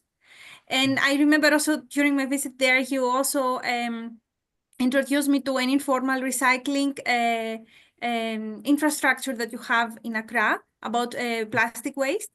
So I wanted to ask, to what extent can we really leverage this opportunity that we have about the participation of informal sector in this field, and to what extent can we really, bring all these different efforts and these different pieces together to really achieve a more sustainable change? Yeah, thank you very much. In fact, talking about the informal waste sector in Accra might take about an hour or more. Historically, there have been some kind of antagonism or mistrust between the city and then the informal sector. Because, it started with the informal collectors because as a city, we outsource our waste collection services to private companies. So they'll collect the waste and then the corresponding revenue from households. However, their services are not complete. There's gap between what they are supposed to collect and what they are collecting. So that created the room for informal waste collectors to also get into the system. So initially, they were using illegal open dumps as places where even they ultimately dispose of their waste. And this was creating a lot of problem for the city. So we use our internal security apparatus to stop informal waste workers from going about their activities. We were using the police, the military, and then the city's security apparatus. But I realized we were not winning the war against the informal waste collectors. So somewhere in 2019, said, no, let's listen to these guys, because they were collecting waste that might not be collected by the formal collection companies. So even if they are collecting even a kilogram of waste, it means they are collecting something that might end up in the environment. So we had the engagement and realized they needed access to formal waste management infrastructure like transfer stations. So we were able to give them access to these facilities, and then through that we were able to close the most of the illegal dumps. That was the beginning of the engagement with the informal waste collectors. So down the line, we started building their capacity because they needed some authorizations. In fact, they were using motorized bicycles, and they needed licenses to be able to operate those machines. So the city facilitated the acquisition of licenses, and then we organized seminars to educate them on financial literacy, health and safety, and then through one of our C40 programs, we did a comprehensive needs assessment for informal waste sector. So through that, we were able to identify their issues and then also propose solutions. In fact, we even enroll a number of them onto social insurance to at least provide them with basic health and then accident cover. Thank you. A lot of work to do. And then in the recycling sector too, we are trying to mobilize all the players in the informal recycling sector so that we'll build their capacities and then also be able to track the quantity of waste that they are handling, because now we know they are working, but we don't have data on them. So we want to at least install a mobile way bridge at where they operate. I don't know whether I've taken Maria the cable and wireless enclave, so that at least we'll be able to get data on the plastic that they receive in the enclave and then what goes out of the enclave. So these are things that we are doing, and then also we'll be able to link a number of them to UNDP to be able to build their capacities and then assist them in their operation. In fact, as I mentioned, it could take about an hour to talk about the informal, but they've been very, very helpful to the city, I must confess. And at times we feel ashamed that we were treating them so badly previously. Yeah.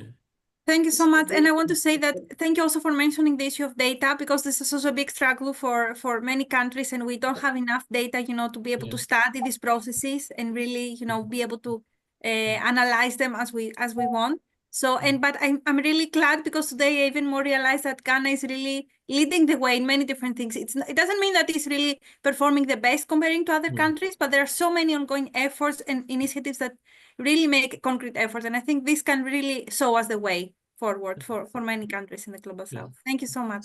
Thank you. Thank you. Thank you. This cooperation, I wasn't aware. It's very nice. Now, a lot of the problems, I'm just going to go to our next speaker. A lot of our problems is due to behavior.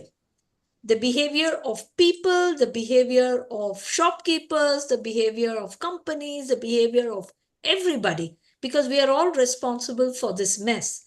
So, Dr. Arnab Banerjee, who's a specialist in behavior and design, he is going to talk about how we can nudge behavioral change so that we all understand the mechanics of behavior and what kind of nudges have worked or not worked.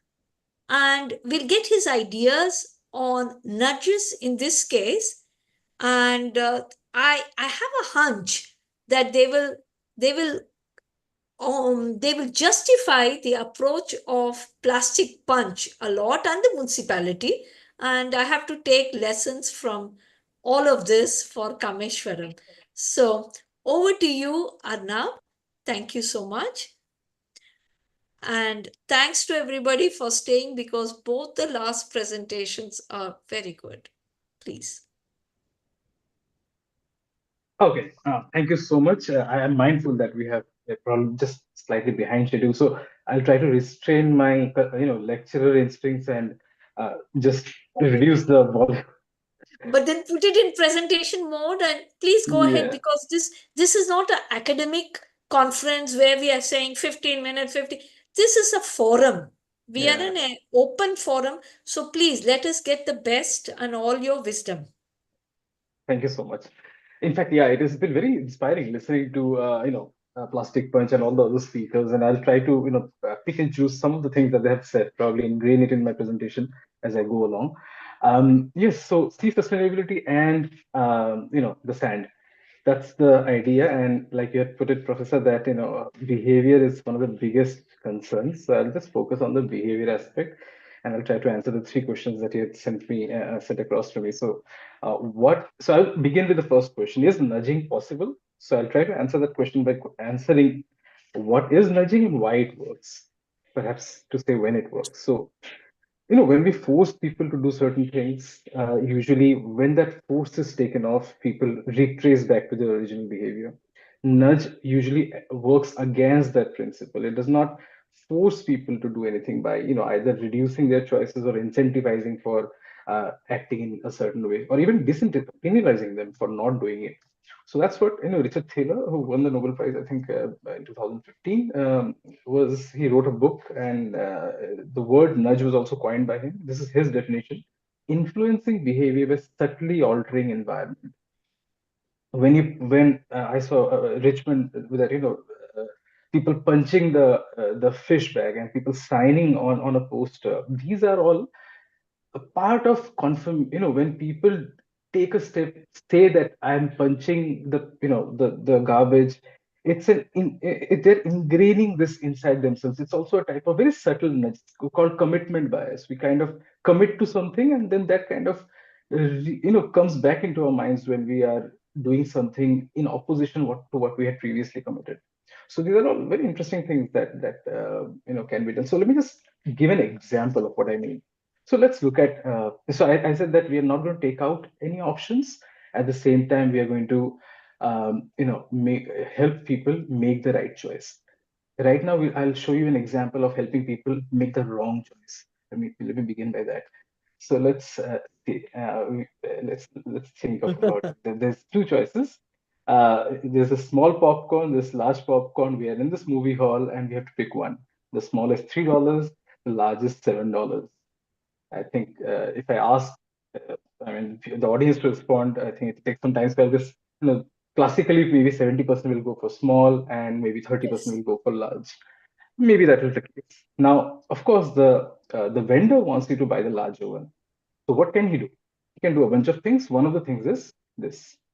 He can add a decoy and say a medium size is $6. Now people are looking at, small $3, medium $6, large $7, which means I'm going, if I have to go just size one up from 6 to 7, 7 looks really a good option. People are comparing the $7 option to the $6 option, and they say, oh, 7 looks really good. So the presence of the center, the decoy option no one buys the decoy. But what it does, it pushes people from the small to large. This is what is meant by choice architecture. By introducing options in the environment, we can guide your choices. This is, of course, a very terrible example, and we will notice this fast food chains do this when they provide you with the crisps and chips options, and you can go for the larger size at maybe a 50 pen, maybe a 10 rupees extra we can pay, and then we can go to the larger size. They have used it. So the idea is, this is, of course, the BJ Fogg's model. He is a Stanford professor who works closely with nudging and prompting. And he says that there are times when prompts work and there are times when they don't work. Simply when people are not capable of doing something. Let's say, I'm not capable of setting aside $1,000 per month for my pension fund. I will not be able to, I will not, no amount of nudge or prompting can actually get me to save 1,000 simply because I'm not capable. It's hard to do. I'm not high on ability. But let's say I have the money. I'm just not saving it because I've not gotten around to doing it, or I'm not sure which investment plan to go to. That is when nudges can help me out. So it's very important to understand that behavioral change and nudges can work under only certain circumstances, which is people are able, and at least there is some sort of even if there is low motivation, it can be made to work. Okay. So now quickly, that was just a quick introduction about what I'm going to say. So now let's quickly.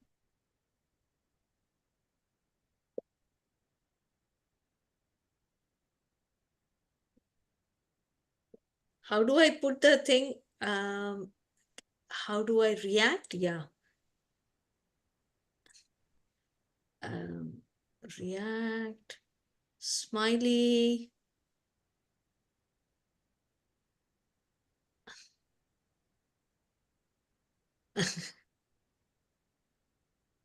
Stayed in bed, of course. I don't know how to do this. But I think this is a this is a usual, especially the second one. Okay. I think I got a lot of responses. Coincidentally, just as we were giving the responses, I kind of got cut out. Oh, I see. You got a lot of responses. Most of us, many of us have habits we want to follow, or habits we want to kick. Sorry, Shyama, I can neither confirm nor deny. Yes, and this is very, very common. This is so why does this happen? As human beings, we are good at doing things that we don't plan to, all the time. Like the first example, we're even better at not doing things that we gladly do. So this is the challenge. We call it the action intention gap often. So I love that. the thing is, why do we like that? मैं ऐसा क्यों हूँ in Hindi? So let's try to understand that first. It's a quick question again to the audience. Here's a challenge. There's a baseball bat and a baseball ball. Put together, they're 110 pounds, dollars. The baseball bat is 100 pounds more expensive than the ball. What is the cost of the ball? Now, you've got 10 seconds to respond. Immediately, please write in the chat. Yes, 10 seconds. Come, everybody. Okay, we are getting 5, 10. Come on, this is very. I'm also going to write. Okay. Awesome. It's just flowing in. So I've got 1, 2, 3. Okay. Excellent. 1, 2. Okay, that's still coming. I've got 1, 2, 3. Write fast, please. Don't think. 7, 8, 9, 10, 10s.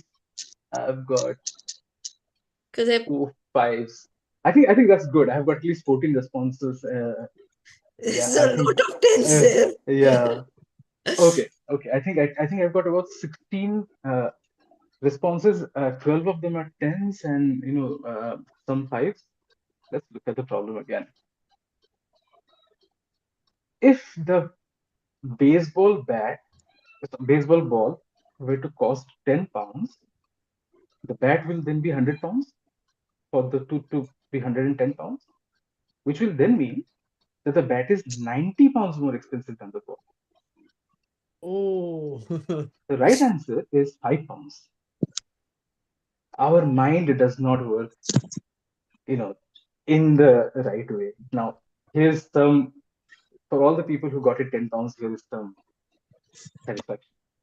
50% of students in Harvard and MIT say it's 10 pounds. They get it wrong. And other universities, and this is reported in actually Daniel Kahneman's book, who is also a Nobel laureate, and he says 80% of the students from not Harvard, MIT, and Princeton get it wrong. And I think the number in this almost is very close to this, where we say out of 16, 12 people say it's 10. That's exactly 75%. So we are very close to the population readings. This is behavioral economics. This is nudging in action live. Our mind state does not like to reflect too much, and the reason that is because our brains we just have too many things to do. 33 to 35,000 decisions per day. If our brain were to make conscious, thoughtful decisions, we are probably going to burn out. So, I mean, there are different researchers. I really like Sheena Iyengar's work, and she says an average person makes 70 conscious decisions. The methodology we'll not discuss, but that's Sheena Iyengar, very, very respected researcher. 70% of the cases is where we actually think about our first decision. So the first thing that came to our mind when we saw the bat and ball problem was 110, 100 plus 10. Let's break it down that way. That should be the answer.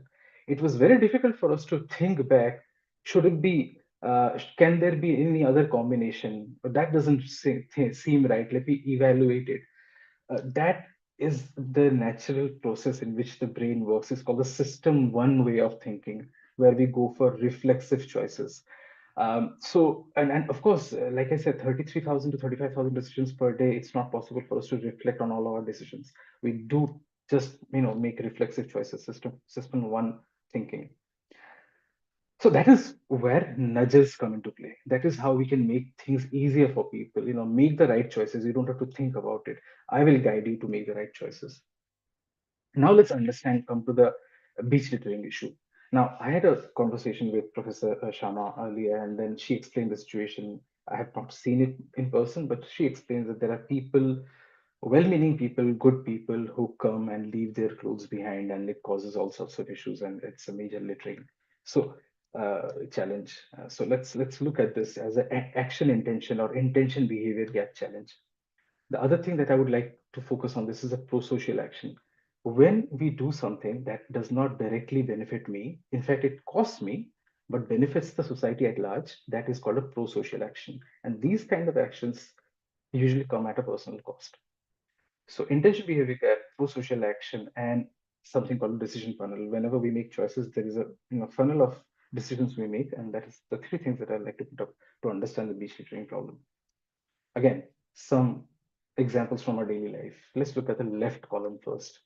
Morning walk, writing a journal. These are all things that we have wanted to do, but we don't, a lot of occasions. On the right, we have got the other kind of problem. We want to stop doing this, we can't. Add to that, wearing a seat belt, and I know it's a huge issue in India, not wearing a helmet when we're riding a bike. We want to, it's not that in the morning we wake up and say that, you know what, I'm not going to do XYZ. I'm going to go and litter the beach. It's not a planned action, but people do it nonetheless. So from that perspective, you can very easily say that the beach littering problem is more aligned to the second type, where we are saying that we do it, but we don't plan to. Now, further, let's look at within these kind of actions, like when we say that the actions that we do without planning to do. There are so many types. There are those that require active planning, like procrastinating enrolling into a free online. This is also we always want to do that course which we don't end up doing. This is one end of the spectrum, hard to do tasks, and then there are those which are like an endless media scrolling. We just keep doing it. That does not require much energy. If you look at these problems very closely, the top two problems have some sort of a pattern.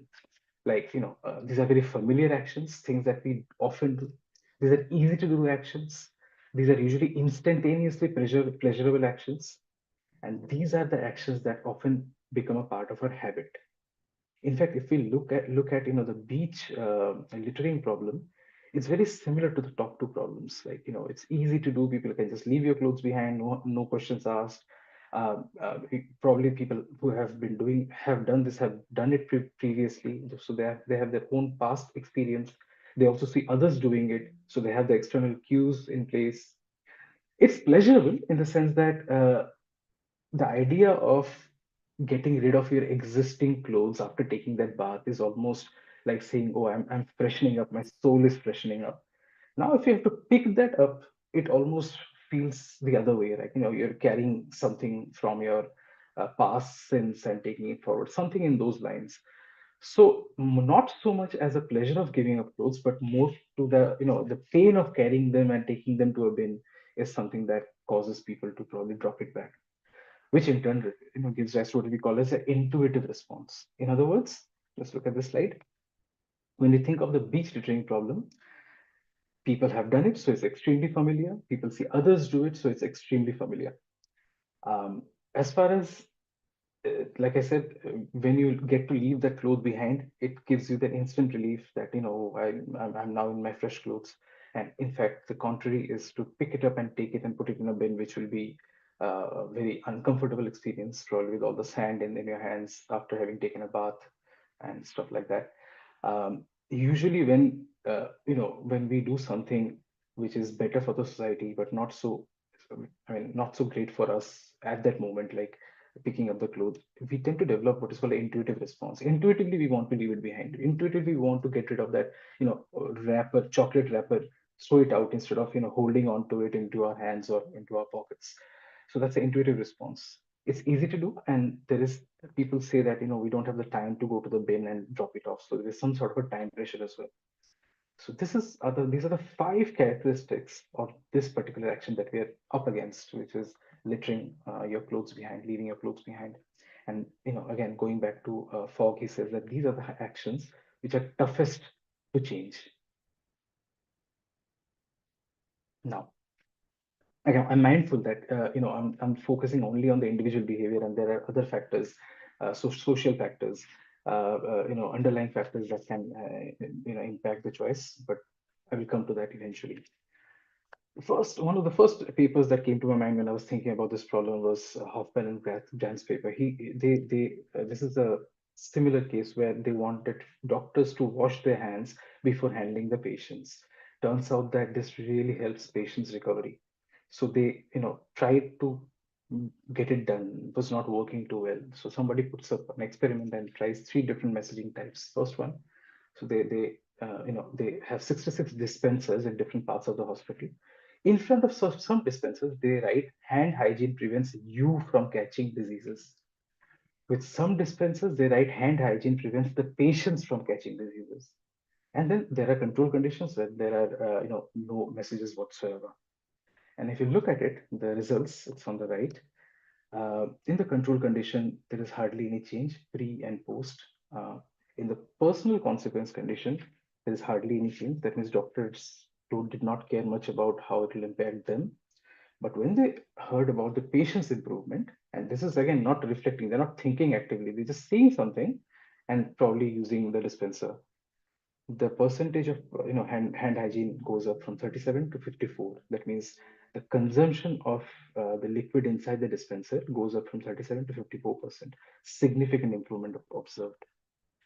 Quick takeaway from this. First thing, physicians and nurses are the ones who showed this improvement. Ancillary staff did not show this change. This was a subsequent study that was done. So what do we learn from this? If we place the right prompts at the right time at the right place, it is more likely to work. If we address the right people, like, we need to know who is littering, when they're littering, how they're littering. These are the kind of questions we need to understand. The right people, like the doctors and nurses responded, ancillary staff did not. And now the most important question, what should be there in the message? So after we understand who is littering, when they're littering, the next question is to understand what causes them to litter, or in other words, what is it that the doctor's emotional state is basically, and we're talking about an American study. So the idea is patient healthcare is very, very important in that society, among them, the doctors and nurses. So the emotional state was very pro patient, just like the emotional state of people who are taking a bath on the beach is very spiritual in nature. We have to understand this is a very, very important cue for all of us. So yeah, the 3 reason things: time, place, and reason. Okay. There are a bunch of other studies which I'll not take, I'll not go in depth, but there is some theory that says, it's called the broken windows theory. When people look at littering, they tend to litter more. When people look at walls with graffiti, they tend to make, do more graffiti. So these things do work as a cue. Of course, there are, there are other factors that plays a role in this. For example, then there is another study. This is, I think, it's in Amsterdam, Rotterdam, sorry, and they saw that there was littering in the classroom, and just by putting some posters, there is some cues, people's behavior was changed. 63% less littering happened over there. This was another case, which was the third one was also in Amsterdam, in Netherlands, if I'm not mistaken. So. I'm struggling to move something from my screen. Just give me a moment. Oops. Yeah. So it's basically when garbage disposal became a problem for a city, and they wanted to see how it can be corrected. They saw the societies were very cohesive, something like classic Indian village, very cohesive urban societies tend to act in a very unique way. I mean, if they commit to something, they tend to abide by it. Which what I mean is, in addition to showing them cues, giving them cues, if we get them to commit to a cause, they tend to adhere to it. This is what this third paper actually kind of demonstrated. The fourth one is very important from a perspective of commerce. It was found that people tend to respond to pro-social behavior more when they're not in a commercial place. In parks and recreation, visual cues were good enough to get people to change their behavior of littering. Now, of course, there is no long-term effect, but this tells us something very, very important. I'm almost at the last slide now. When Okay, just going back to this one. When people are cued in with money, they become selfish. They think about themselves more. This has been found in some other research as well. So whenever we put some commercial transactions in a place, that place is likely to get dirtier. People are likely to act in more self-centric way. This is a general cue that works across societies. So the last question that we're trying to address over here is what is likely to work and not likely to work. First thing is, remember this nudge. There are some things that I've suggested here. These are mainly for field experiments. It's a very high chance that lots of it will not work out the way we think it will, because in the field there are so many other variables playing a role. These suggestions are primarily directed towards the repeat local visitors. If there are tourists, these cues are not likely to work. So we are looking at the problem of the local nearby villagers who tend to repeatedly come for these rituals and leave their clothes behind. This is for those targeted to those that audience. Okay, so again, on the left, what you see is actually Wendel's model. So Wendell says that all decisions go through these create framework: cue, react, evaluation, ability, and time. We can get people to act differently by working on these 5 components of their behavior. So let's talk about one of them: cues. What cues can we add to the environment to change them, get to them to change, act differently? First thing, if we can add some spiritual messaging into the near the bathing spaces, uh, in, like leaving clothes behind connected to something evil, and picking your clothes and taking it to a certain location as holy, not just right, not just it will help the environment, not that it's good for the society, but something holy is what is likely to work more than any other kind of messaging.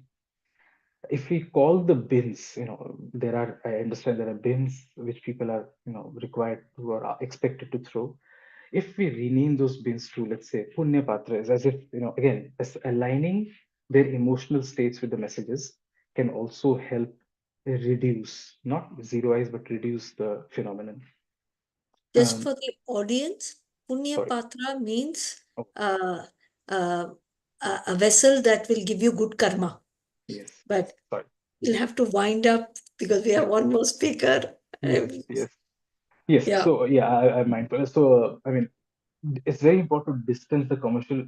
So people vendors selling things in the beach will cause more littering, because people, like I said, when they think of money, they look at they become more self-centric. That has also been established through studies. Again, acting against the routinized formation. So like when they if we can get them to get some sort of connect clothes being put into the punya patra with some sort of a dan. Dan again is something holy.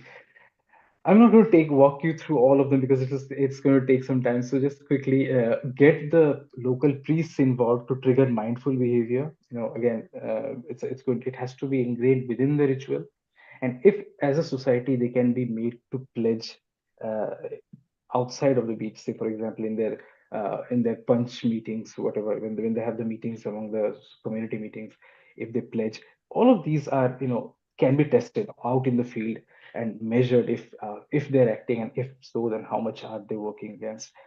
Now again, thank you so much, and I'm mindful that there's a limited amount of time, so I'll stop here. If there's any questions, I'm happy to answer. Yes. Raja, this time you have to unmute. But first of all, thank you, Arnab, for a brilliant presentation.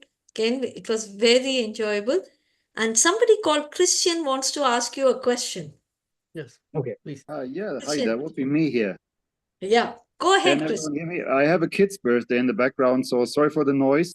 And I'm out of the meeting in a few minutes again, but still, it's so interesting. Thanks, Richmond, for organizing this, and thanks, Arnab, for your presentation. Really insightful. My background is I'm running a social startup called Plastic Compact, and we try one of the points that you mentioned to incentivize plastic trash picking in micro amounts.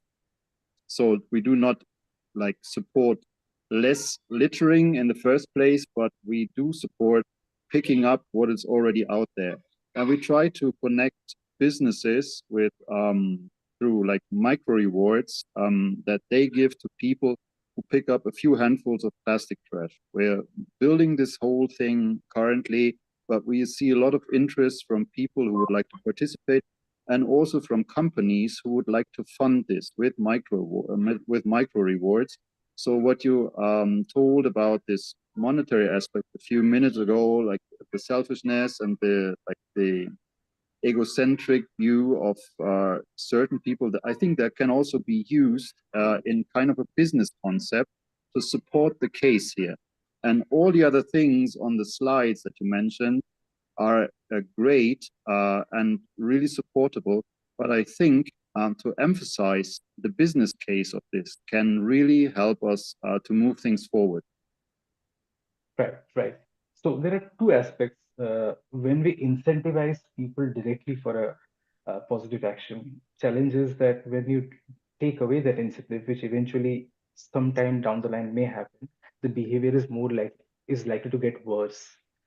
Extrinsic motivations often tend to undermine intrinsic motivations. People who were working in favor before the incentive process started, once the incentive has been introduced and taken away, may make things worse. That is the first thing that we need to be on the lookout for. The second thing is, so long-term impact of financial incentives. What can be done is non-financial incentives. That can have a longer-term impact.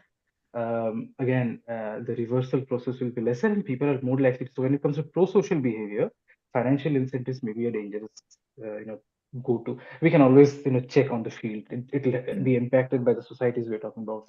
Yes. So just one sentence to reply. I agree with you partly that if you put a financial incentive in place and leave it, let it sit there forever, it will divert the whole case in a direction that is not wanted. But to get things started, I think it can be a great catalyst to work the case towards then like a motivation for karma, for reconnection with nature, for social reconciliation, for like non-financial behavioral change in the long run. But to get things started and to push people on the track, I think that is the mean we have to use in first place here. But then yes, we have to adapt it and not keep it in place statically forever. I'd like to talk with you more about the idea actually. So if we can connect after this thing here, that would be great and appreciated. I have to jump to my kids. My son is turning 4 today, but it was a pleasure to meet you, and thanks for contributing to this case. Really, really awesome work on your side. Thank you. Bye. Anybody can write to us, we'll share. Yeah.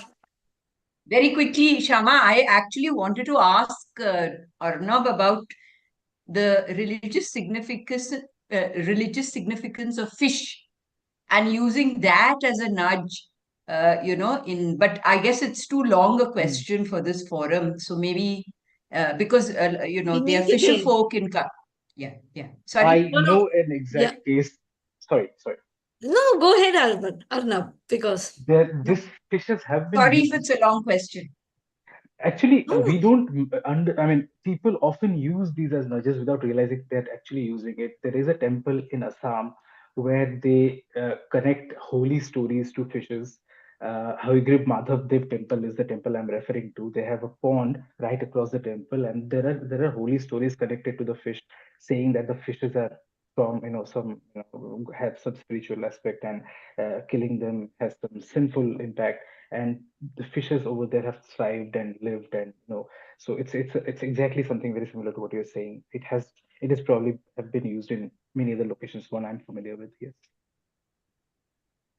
That is great. All of you have given me a lot of fodder, a lot of work. But the next speaker is going to present something. One point, I think these have been tremendous insights on how to help us, operationalize nudge, because so far we understand it just at a conceptual basis. So we have Yes, to put offline and connect how to use this for our problem, our community, our context. exactly. So the Target. conversations here are to continue, and if anybody wants to join in on the conversations to come, please do. Now we go to our last speaker, Professor Muthuraman, and he is one of the few academics who is also an inventor. And nowadays, you see, we associate inventions with companies.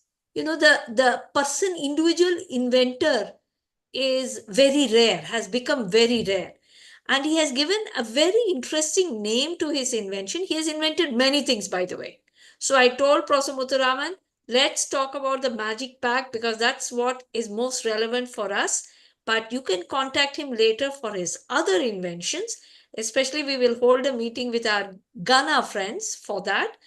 And so I wanted him to explain the magic bag and how it can help in keeping beaches and the ocean environment clean.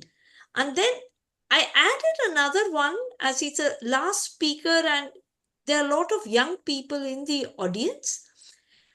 I wanted him to give his personal words of advice to young people, especially engineers like himself, because I'm finding so many of the engineers then after doing basic engineering to go into MBA, finance and things like that. And so how do you keep the wonderful talent of basic engineers to create innovations, frugal innovations to help the world? So I will stop here and give the floor to Professor Muthuraman. Wow, greetings, madam. Professor Ramani. It's a really wonderful opportunity. Madam, I'm audible? Yes, you're audible, sir. Yes, yes. So, really, it is a very good learning for me. This really gives lot of thought processes. And first of all, just a behavior change, very wonderful talk.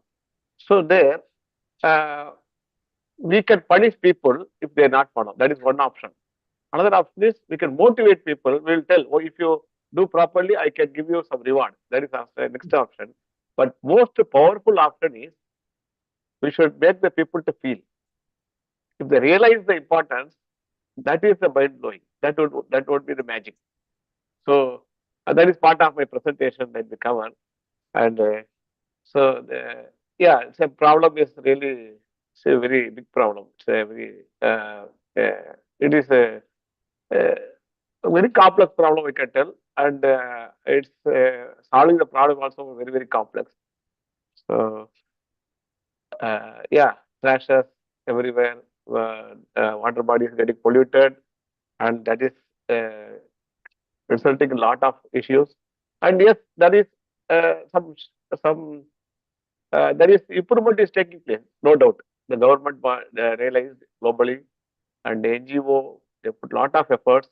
From you can see 2010 right now there is a significant improvement, but still the population is increasing, urban population, and more plastics are used. So at the same time, the problem also increasing. So this picture gives us in 2010 more than 80% mismanaged. Now it is. I'm happy to see that 20%. It's still very good improvement, but quantity of plastic usage has improved a lot. So that is a very big challenge. And yes, it is creating a lot of issues and spoiling our biodiversity. And when I thought of this, just I was thinking, what is the source? What is the main cause for this problem? Here, we can see that suppose if we change the mindset, that's what the speaker said. So if we change the mindset, most of the problem we can solve. We should change the mindset of the people.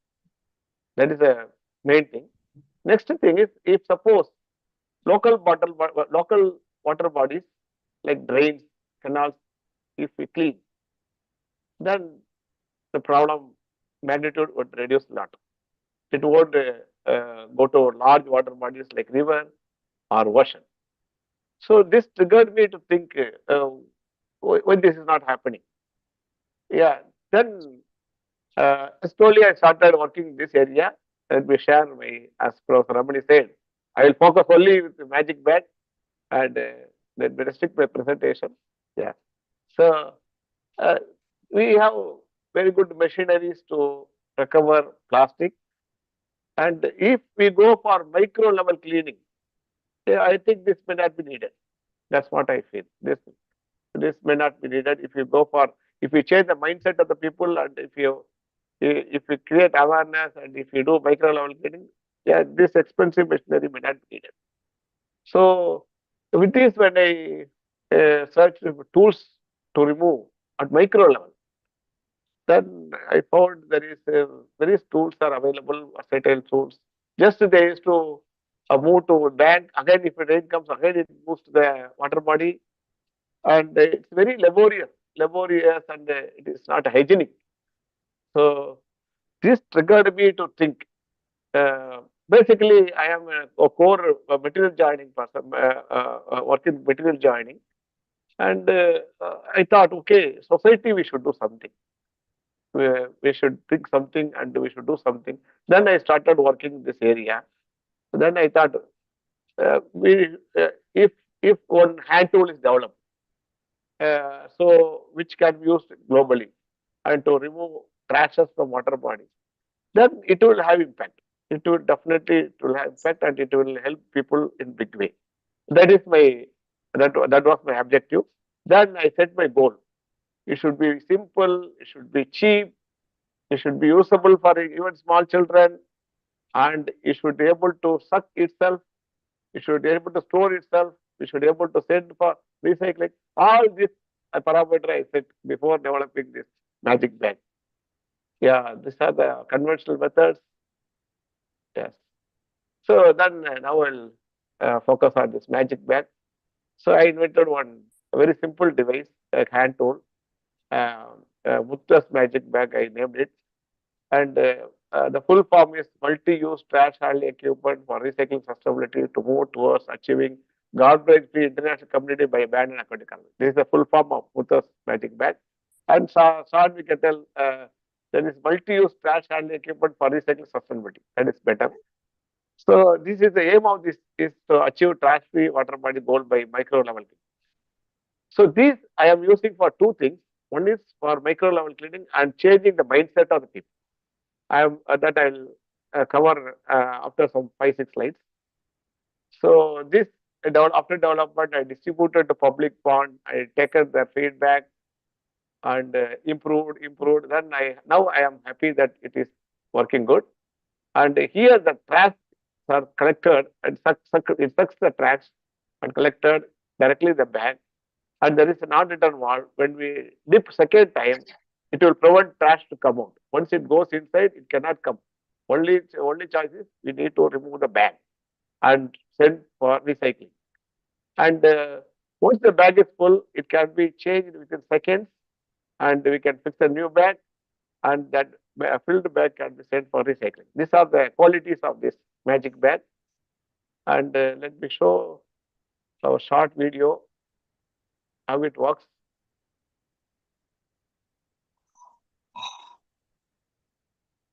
No need to move. Actually, the volunteers, they are not trained, but so they are moving. It's no need to move. Just if you show, it will get sucked.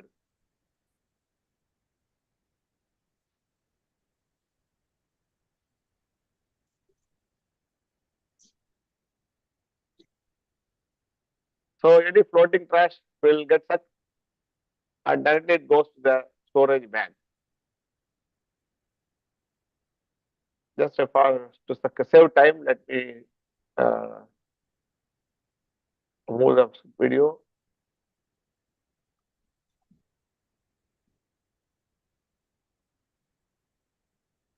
So you're saying that the garbage will come to the bag. You don't have Yes, to take it. no need. It will get sucked. That is the beauty of the bag. Yeah. And is there any electricity?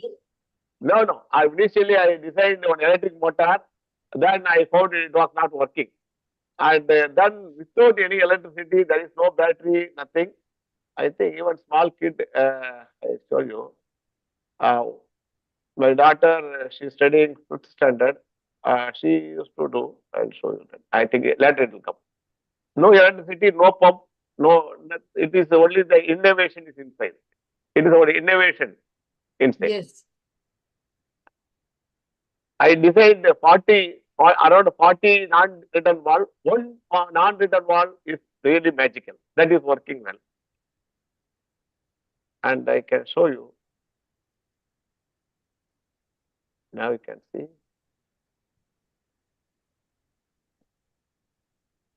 Can it pick up things besides plastic? Because Whatever floating object, any floating object, it will suck.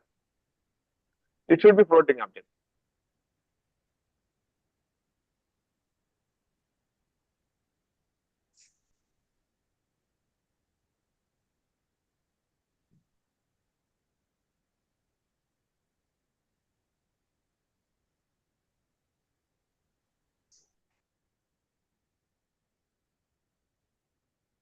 So whatever goes inside, that cannot come out. And this is furboard, another thing I invented, and now later some other occasion let me discuss more about furboard. And this furboard and magic bag is very good combination to clean ponds. No, Prof. Muthuraman, you can explain a little bit about the furboard because Yeah, this I is will explain. Okay, if you are interested, I can show 2 more slides, 2-3 slides I show you. Actually, you can see it sucks the plastic. Any floating object it sucks. That is the beauty of this. There is no, it is only a mechanism.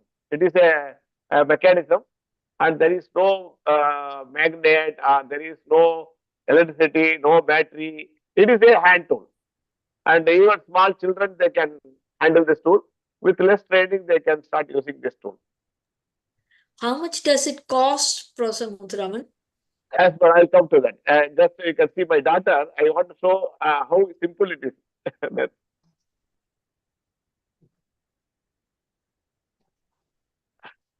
So this explains that this is very light in weight and it is easy to use. Because whatever when you when you show your stick, the plastic will move away because it is very light in weight. And this also can be remove the water agents and also the oil seepage. Oil seepage is a very good tool to remove.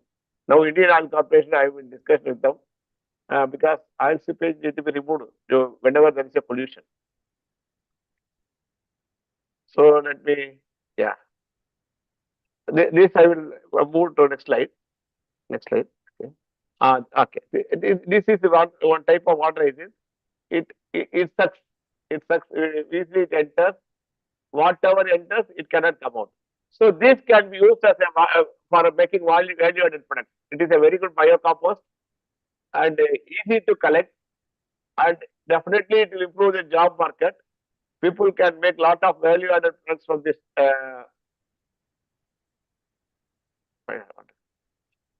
Okay. So next week we are planning to keep this magic bag in the gap so that wherever boat goes, it sucks. Next week I am visiting Kochi, and already the MD I had a discussion. We are planning to do some trial. So if we keep the magic bag in the gap, the middle, so wherever boat goes, it will also collect trash. And moreover, this water agent is a very big issue in the backwater because the propeller is getting damaged, the gearbox is getting damaged. So this is a big issue that they're facing. We hope this would work better. And yeah, once we are able to collect this water agent and this type, we can make a lot of value-added products. We can make some biodiesel, fertilizer, etc. So yes, as Professor asked about furboat, yes, let me share some points about furboat. This is my first invention. This societal invention. This is I hope this is a very important invention. I feel so. In normal day, you can use as a bed. In case of emergency, you can flip it and use as a boat. So, 2014, there was a flood in South India.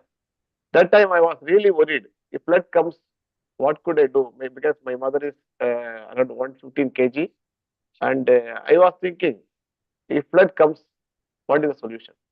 Then I felt there is no solution. Then I thought of working. And so I used to tell to my friends, necessity is the mother of invention. But I used to tell my mother is necessary for this invention. So now I'm very happy to share that many mothers are saved by this boat in floods. And this is so safe. And even if it is filled with water and with three people, it won't sink. The design, this is a design. And this was tested by NDRF extensively. And the boat authority certified as this is a boat to carry 3 people. So that is the beauty of this boat. And already saved thousands of people in flood. And our honorable minister, he was so happy, and he is very keen in taking this national level. And already they kept, because Ripon building is the first municipality in the country, is the Madras municipality, and it is controlled in the Ripon building, and all the flood activities are managed from the Ripon building. But unfortunately, the Ripon building itself is flooded many occasions. So they purchased boat and they kept as a furniture in the garden. And emergency, they would be using this as a boat. So that is already they started. It is there. I think this good practice would go other parts of the country and world. And yeah, just let me share some small video clip. It helped people during flood.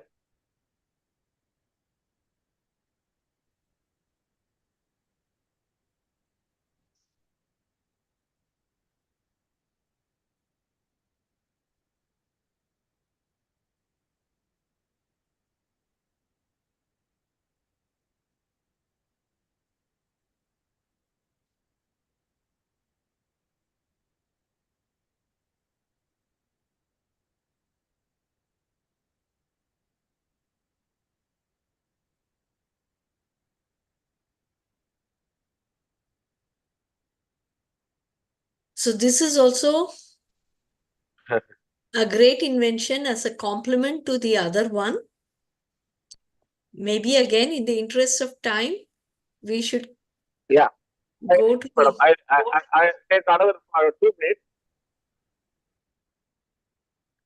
Actually, this can be used as a flood rescue device, and the maintenance of we can maintain water body. It's a very good tool because we're not very expensive, and furniture and boat, because we used to have rescue boat in ships, but there is no rescue boat in boats. But if it is kept as a furniture in boats, yeah, it can be used in case of boat capsize.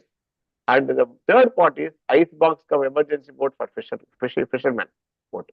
So, and before fishermen, we around 24,000 fishermen are killed due to boat, because this is one of the most dangerous profession. Globally, around 24,000. In India, it is around 300 people. So, if this is given as an ice box, and already product is ready, and moreover, 2 months they were banned from fishing. That 2 months they can use for inland cleaning, because they're paid, but we can pay extra amount. They can use their expertise to clean inland water body cleaning with fur boat, because fur boat they will be keeping as a ice box.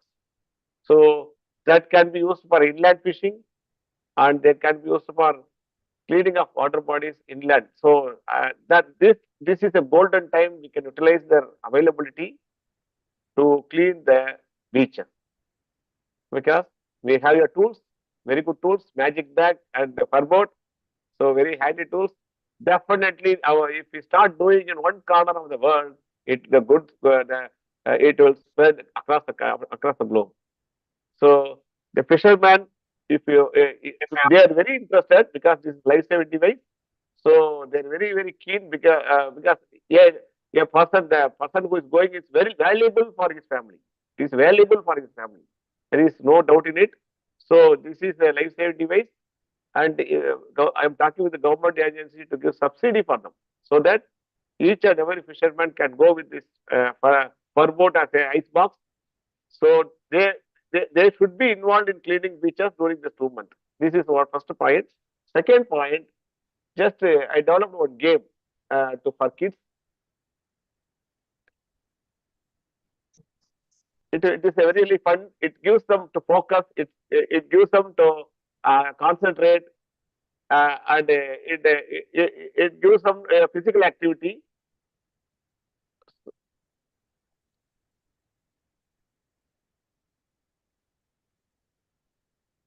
So she's 10 years old. My daughter, she is doing this activity, and it is really fun. And so I'm going to visit schools, and I'm going to explain them the importance of keeping our water bodies clean, importance of recycling the plastic waste. We should not throw, like, the awareness I would like to create, and I am going to donate this kit to the school, so that once they started playing this, they will have the idea, they will get the interest in cleaning, that is maintaining water bodies. They definitely won't litter. So we can change the mindset in the school itself.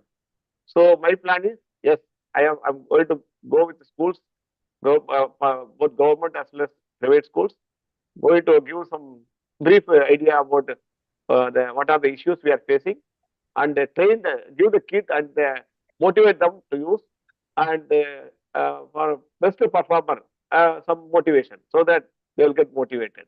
So this, the school itself, if you train, then definitely when they grow, they will have a lot of responsibility. That's what I interest. So yes, now if suppose same figure, suppose if this is very cheap, it's not a very expensive tool, very cheap tool, handy tool.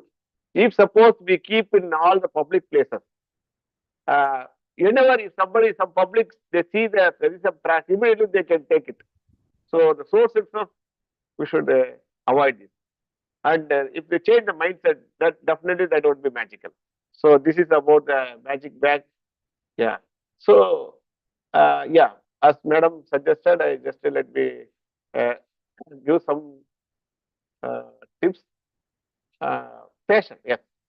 See, everybody, all are unique. We are all unique. So we should go along with our passion. So if I am interested in some invention, I should be. If I am interested in teaching, I should go in teaching. If I am interested in some software, I should go software. So I should not be forced, because all are unique. So we should give respect to our strength, and we should identify our strength and select our profession, not because of money or not because of our parental pressure. So it should be completely by the passion driven. So I'm happy to share that new education policy, the government of India, even our students, engineering students in the National Technology, if somebody is interested in singing, they can learn singing. That is an elective now. If they want to learn some literature, yes, they can learn it, because we should nurture the talent. We should nurture the talent. Somebody want to learn music, yes, we are teaching music in our institute. So really, we should nurture the talent, so that they will come as a good citizen, and they will contribute in a very big way. Next, there is too much of concentration of interest in digital technology. So our saints they could focus, because without using any physical activity, they just sit and they concentrate, focus. Now digital era is take us negative side. Our originality, thinking capability, that is declining. If we are not using digital things, that is social media, definitely that itself will give you a lot of time to think. That will boost our creativity. That's what I feel. And we should keep that as, yes, that is a tool. The social media is a tool, but we should use very limited, and we should focus more. We should focus more on thinking, and we should our hobby, our passion. That should be more value. That has more value. Uh, so, and we need a lot of frugal inventions to tackle our social needs. And we have so much of problems in our society. There is no scarcity for the problem. And if students take this problem as, and if they spend some more time persistence, yes, they can come with, they can do a lot of frugal inventions.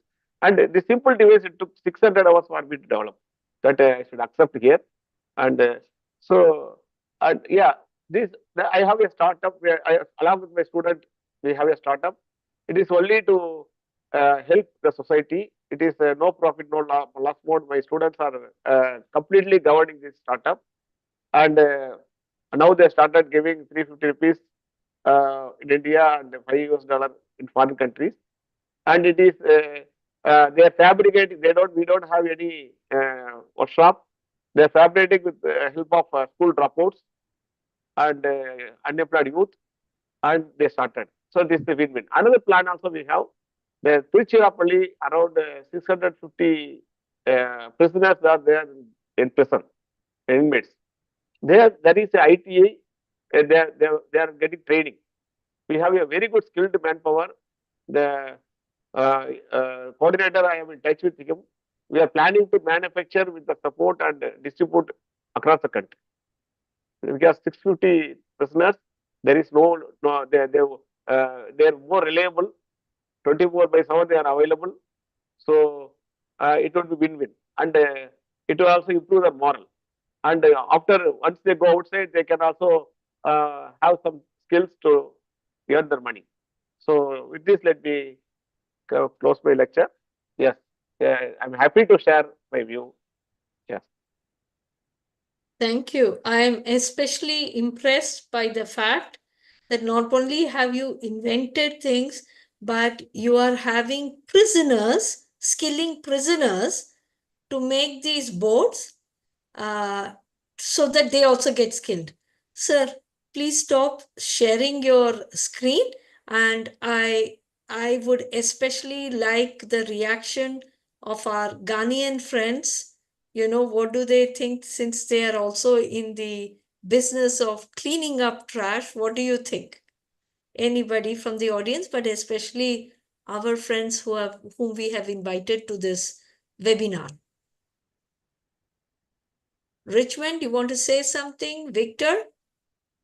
Yeah, just a few words before perhaps Engineer Kote. Congratulations, Prof. I mean, this is an amazing innovation, really simple and nice. And of course, most difficult problems are solved with simple solutions. We just look too fast sometimes. I find it a very useful tool. The fact that the waste does not seep out is really great. I am only wondering, or I really look forward to testing this. This is because we have a lot of floating transboundary pollutants. And I mean, if we could equip 1 or 2 fisher boats for as an experiment to collect, to see how it works, I think that would be great. This is a very good innovation. We look forward to trying testing and see how we can adopt it further over here in Ghana. I mean, the goal is to prevent. However, whatever is floating also needs to be managed at the same time. And this is a very important piece. So really, thanks for the presentation. Thank you. I am ready to share the technology. It is really, I did for social cause. Any extent, I am ready to support, both as well as the Magic Band. Thank you. And Ramani madam will be the catalyst. She will be the bridge. I'll be happy. First, we are going to try it in Kameswaram also. Yes. That's why I was telling everybody, Abhishek has been nudging me. I mean, we were supposed to finish this in 1.5 hours. So, you know, we have finished it in 3 hours. This is, but still, this is not an academic conference. This is a place where passionate people express their thoughts. And so I'm very happy that so many people are still sticking around at the end of 3 hours. And there are people who are stuck around at the YouTube also. So I'll be happy to share. I'll be happy to share all information. And I'm sure if anybody writes, I'll connect you. It will be very nice. I would just like our citizen trustee, Mrs. Raji, to say the final word of thanks. Raji, you can unmute yourself. She is a... Yeah. All the presentations were equally interesting, especially the Ghanaians. And in the beginning also, the quiz was interesting. I had personally, thought that Brazil is, is a place which has got the best beaches and clean beaches and all that. So all the questions were also interesting. And I feel, whatever time, though you say it is 1.5 hours, I think this can go on till 4 hours and 5 hours, but it is a Saturday night. And so I say that we had a great time listening to all of you. And this will never stop. Arnab's presentation was also very good. And to use it in Kameswaram, it is very difficult because there are the religious sentiments. And whatever kind of nudging, we have to use great tact so that you are not misunderstood. So thanks to all of you for being here. Many thanks. And just to anybody who wants the certificate of participation, the assignment will be very simple. You'll get it. It is just the main takeaways from each of the speakers. I'm curious to know what they are. I'll send the thing. And I'm so happy that our other do-gooder, Ratna, is also here. So you see, we are having not only people who are professionals, we are having homemakers. So Ratna has expressed herself. And this, you people give me hope. Every day we Ratna are is not a reading homemaker, Shyama. No, I'm talking about you. I said I'm homemakers talking and about entrepreneurs, myself. all kinds of people. And you see, the thing is, it gives me hope to find young people who are here, to find all of you working towards these solutions to make the world a better place. And I leave with a very happy feeling in my heart, despite the enormity of the challenge. Raja, would you like to add anything? Is most difficult. These are all wonderful ideas. So I hope, it's very difficult that in workshops and conferences we can exchange ideas where we can look at how to operationalize or how to take forward or how to, continue the deliberation. So there were a lot of thoughts in this regard. Of course, we have to, do this in a calibrated manner. And I want to thank everyone for their wonderful presentations and insights. And we will try to weave it together into a project and all, because that's why we have it on focus topics. And I thank all of the speakers and the quiz masters. Yes. For their wonderful, and also the audience. Thank you. Thank you for inviting us to this webinar. Thank you. And for bearing with Shyama and my immoderation. Okay. Bye-bye. Bye. Thank you, madam. Thank you for the Bye-bye. opportunity. Thank you. Thank you. Thank you. Bye-bye. Bye-bye. Thank you. Thank you. Thanks to everybody. I'll just say a few words with just a